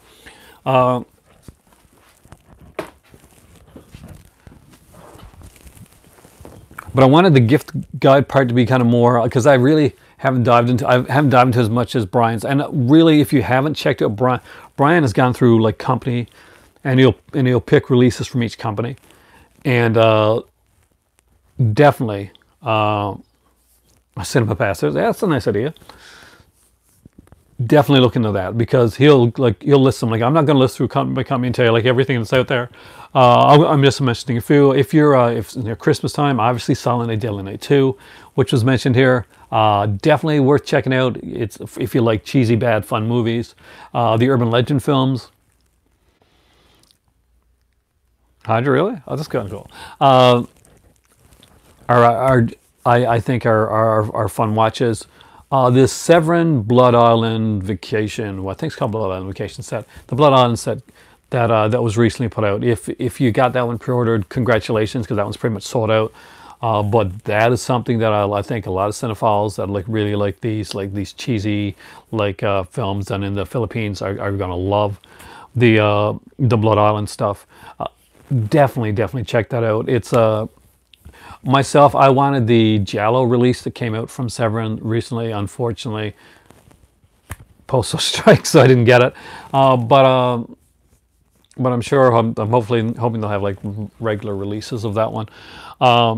Vinegar Syndrome has a lot that are out there right now. If you have somebody that's just getting into Vinegar Syndrome, I do recommend checking out the and they're getting fairly low, the 5 movies, 5 years volumes that they put out. Now they're bare bones. They just have like 5 films on them in Blu-ray. Universal Monsters Collection, a fantastic choice actually. Like Blu-ray, it's an expensive one. You can get it every once in a while on cheap. You can get either the the regular set that had just the films in it, or you can buy the whole collection, which has like a bunch of films in there as well.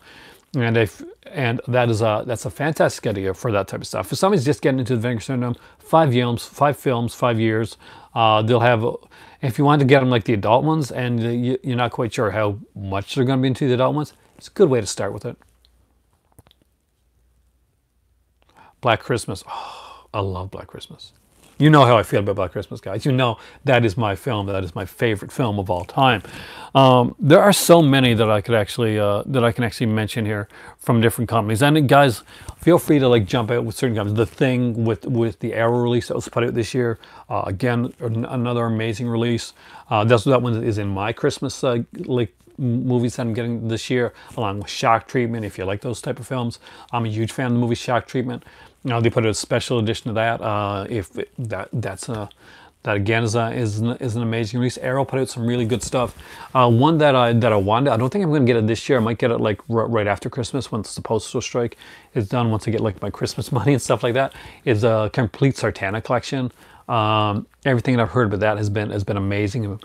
And oh really? Nice. I didn't partake in the Vinegar Syndrome sale. I'm sad to say that I didn't, but because the postal strike that was going on right here, I was worried that I wouldn't get things here in time for Christmas. So what I did was I made a dedicated effort to not buy anything online during the Black Friday sale, and I just bought like things that I could get in my area. Which seemed really depressing at first. If you saw my video of my initial Black Friday buy, I had like 4 4Ks. But once we hit Halifax and got the Sunrise Records, it was like a gigantic light of happiness shone on me. I do have, and I will eventually get like the titles that are there. Obviously, I missed out on the limited edition slipcovers, but I'm glad to see that they're doing another release of Mausoleum, because that is one that I wanted. Children, I'll upgrade that one eventually. I have like a shoddy looking DVD of it from Troma. Not the best release, but I would rather have seen something like and Devil Times 5 as like as a kids movie, monster kids movie, than the children. But that's just me. I actually kind of dug Devil Times 5. Okay, well, man, a lot of people. There's one on my list.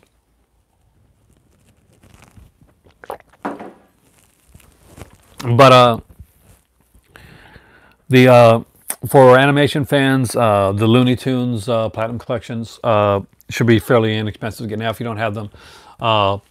Great set, or you can get the six. If you want, just get them on DVD. You can get the six volume gold collection. Again, it's great stuff. MVD Rewind is one of the newer companies that's been around. I think they're doing some great stuff there. I do recommend Return of the Swamp Thing if you like kind of like the fun, cheesy type of stuff. Angel Town would be one of the ones that I recently picked up, and Bright Lights Big City is one that I would put on that recommendation. I don't have a lot of MVD Rewind, so I don't really customs. Yeah, I actually got a customs bill recently. So I gotta pay that. It's like $13. So now because FedEx billed me $13 for something. I'm like, what the hell? But one of the releases of the year, and I'm pretty sure Brian had this one on his list, is the Night of the Demon set from Indicator.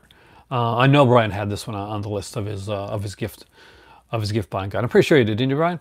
So definitely the Night of the Demon one to pick up, like 100% if you're into horror, if you're into movies at all. The Night of the Demon set by Indicator is one you really, really, really need to have. A very, very generous viewer actually gifted that to me here this year. Actually, that's a great idea. There's a bunch of film noir films that Arrow put out a bunch of film noir films. I didn't have any of them. Murdersville got me some film noir, and if you're really big into film, good Arrow's noir releases that they got out there. Some great, amazing stuff that was put out. They did have a box set, but I think it's sold out. Yeah, Night of the Demon. That is such an amazing set that they put out there. The William Castle sets. I'm going to say that the second one comes out like again around the 18th.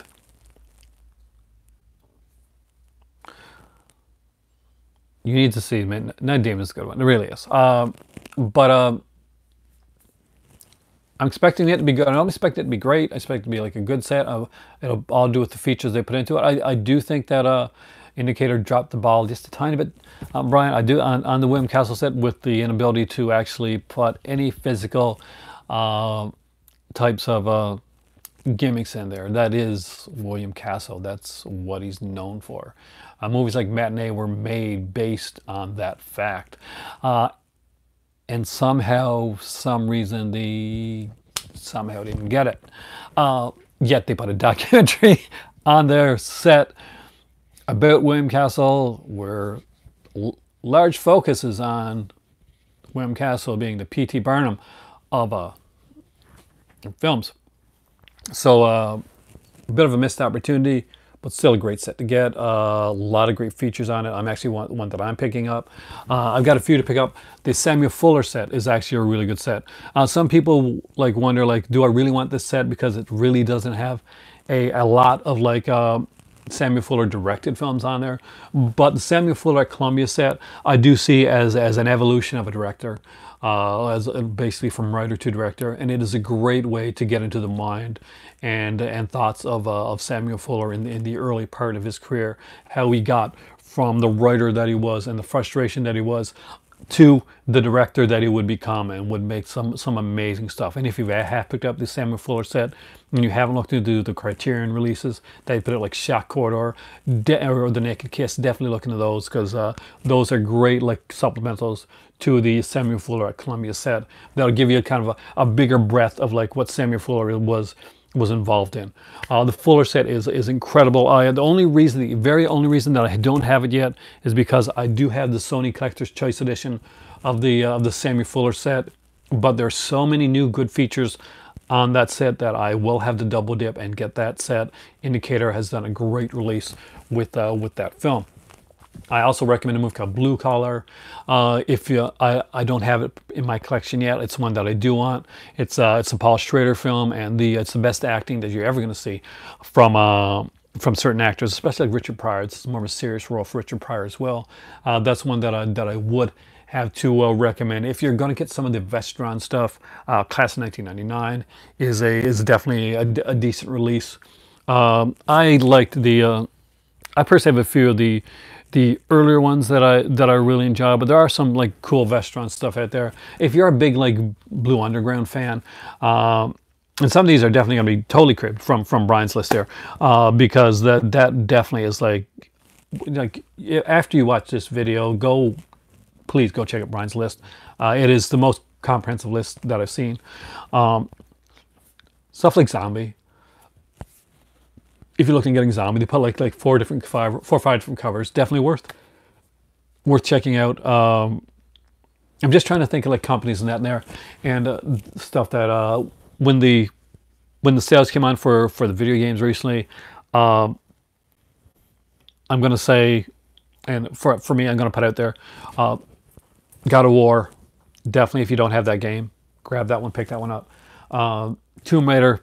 The new Tomb Raider game actually didn't get the love that it should have gotten. And this, as you can tell, this one is very much offhand here. I didn't go out and like go through my collection and pick out a lot of different things to show you guys. But there's a couple that I do want to show you. So bear with me for a minute. That Feast set, that Herschel Gordon Lewis Feast set. You don't have that is actually a really good one. And you got to be really into Herschel Gordon Lewis for stuff like that. Though I'm not going to lie to you. No, there are so many good ones there. There's a couple like older sets. Let me just go grab some stuff. I'll be right back. So bear with me for a minute. I don't think this video is going to be a lot longer, but I do want to put in like a couple things that I think you may be interested in. Be right back.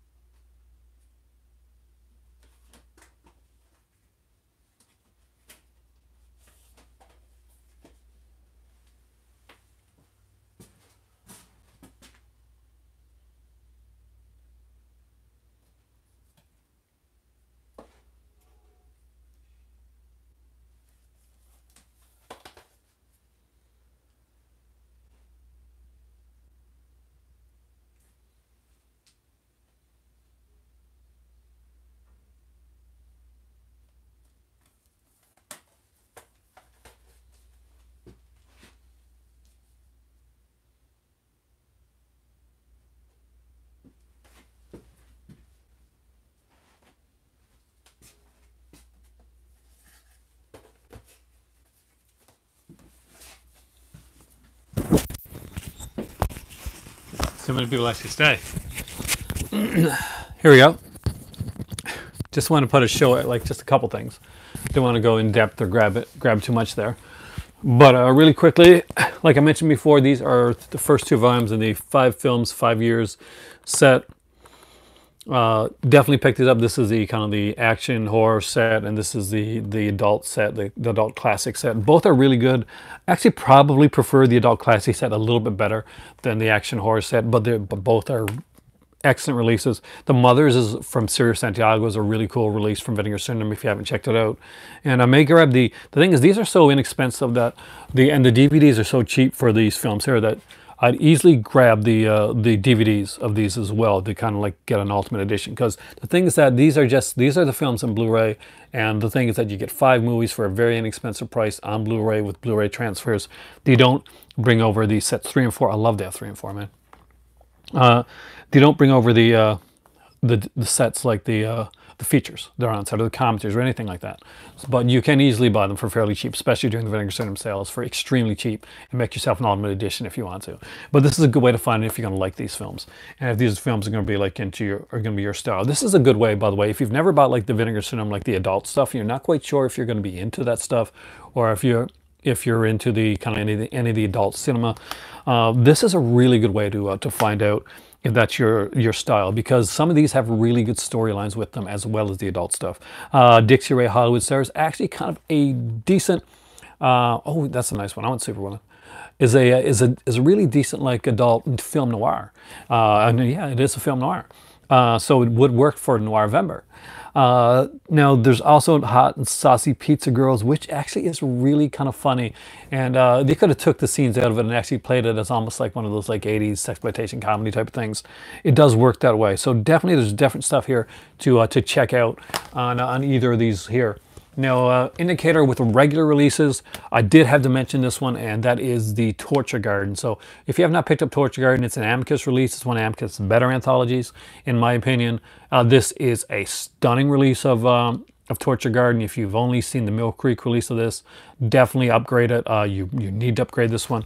It has a ton of features on here. The book on the inside, it's not a small book. It's actually definitely a fairly large book with a lot of writing, and again, just some incredible stuff. And you get like stuff here from like Laura Main, like interview with Milton Subotsky, just some really great stuff. And if you've never checked out Torture Garden, I do recommend that that you do check this one out. A lot of great features on this one. Next up, and some of these here are were recently gifted to me by James, so I got to give like a big shout out to James for this. Oh, thanks, Aaron. From another Aaron for coming. I'm actually you're coming. You're going in at the end, so you're pretty good. There's only a few things left, but I really appreciate that you came in and took the effort to and stayed for so long this stream. So thank you so much.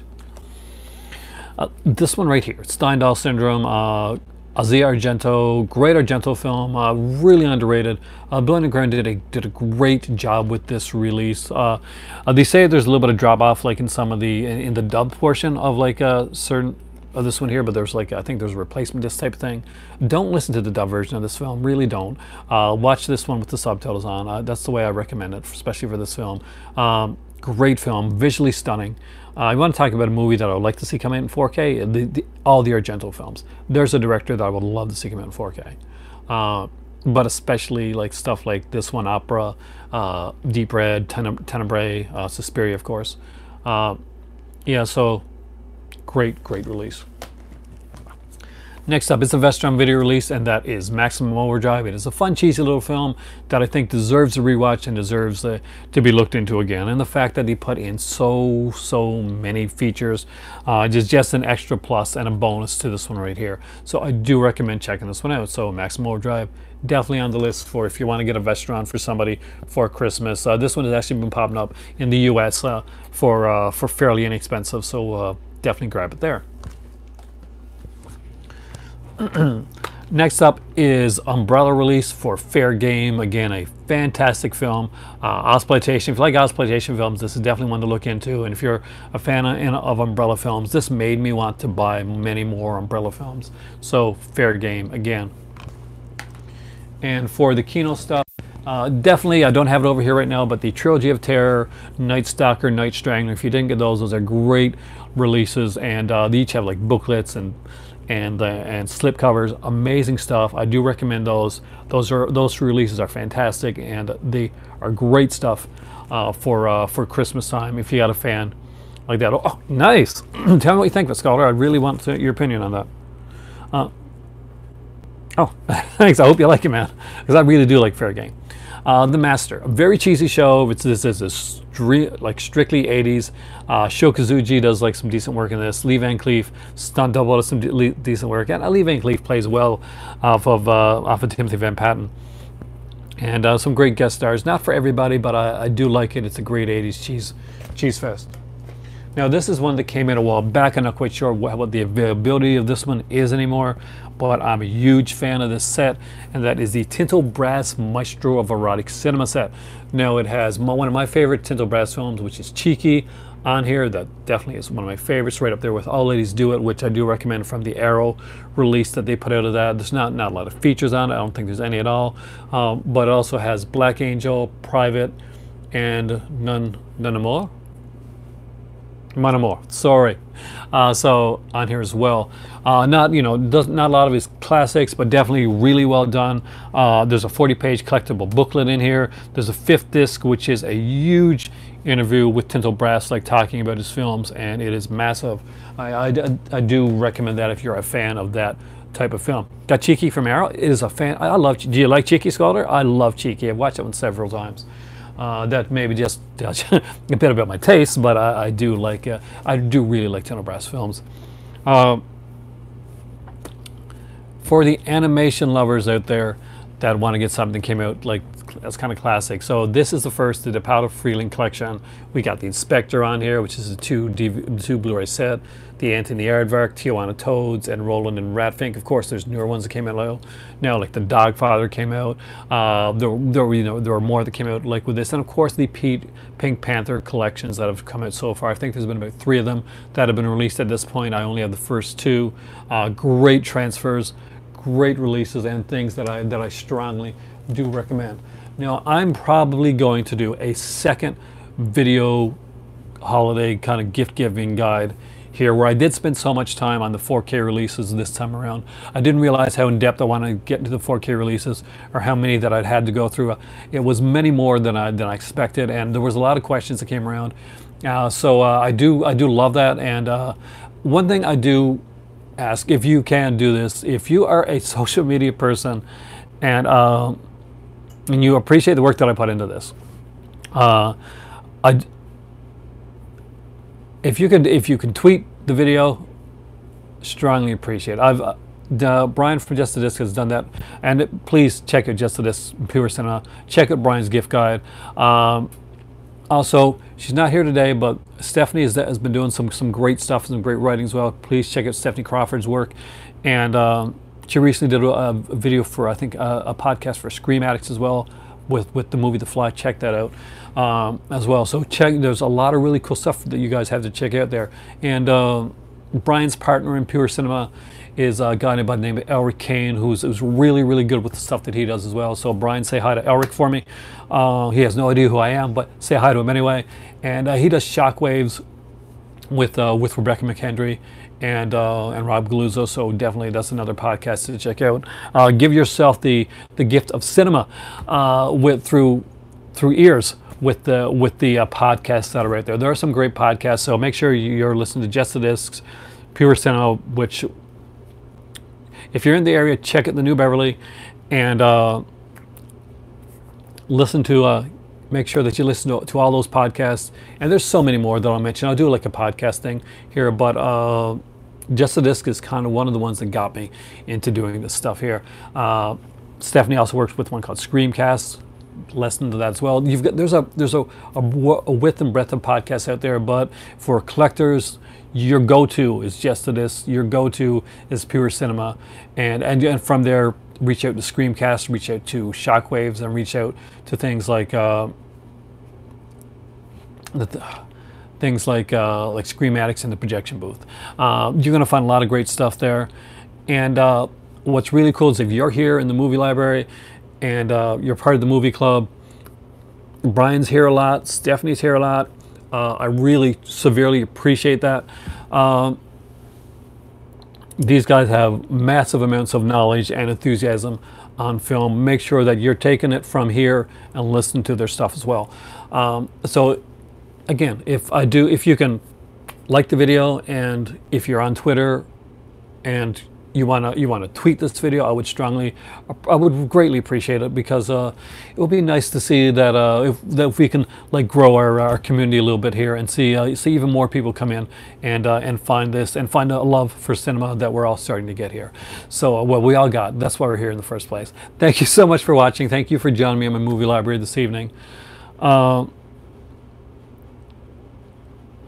exactly.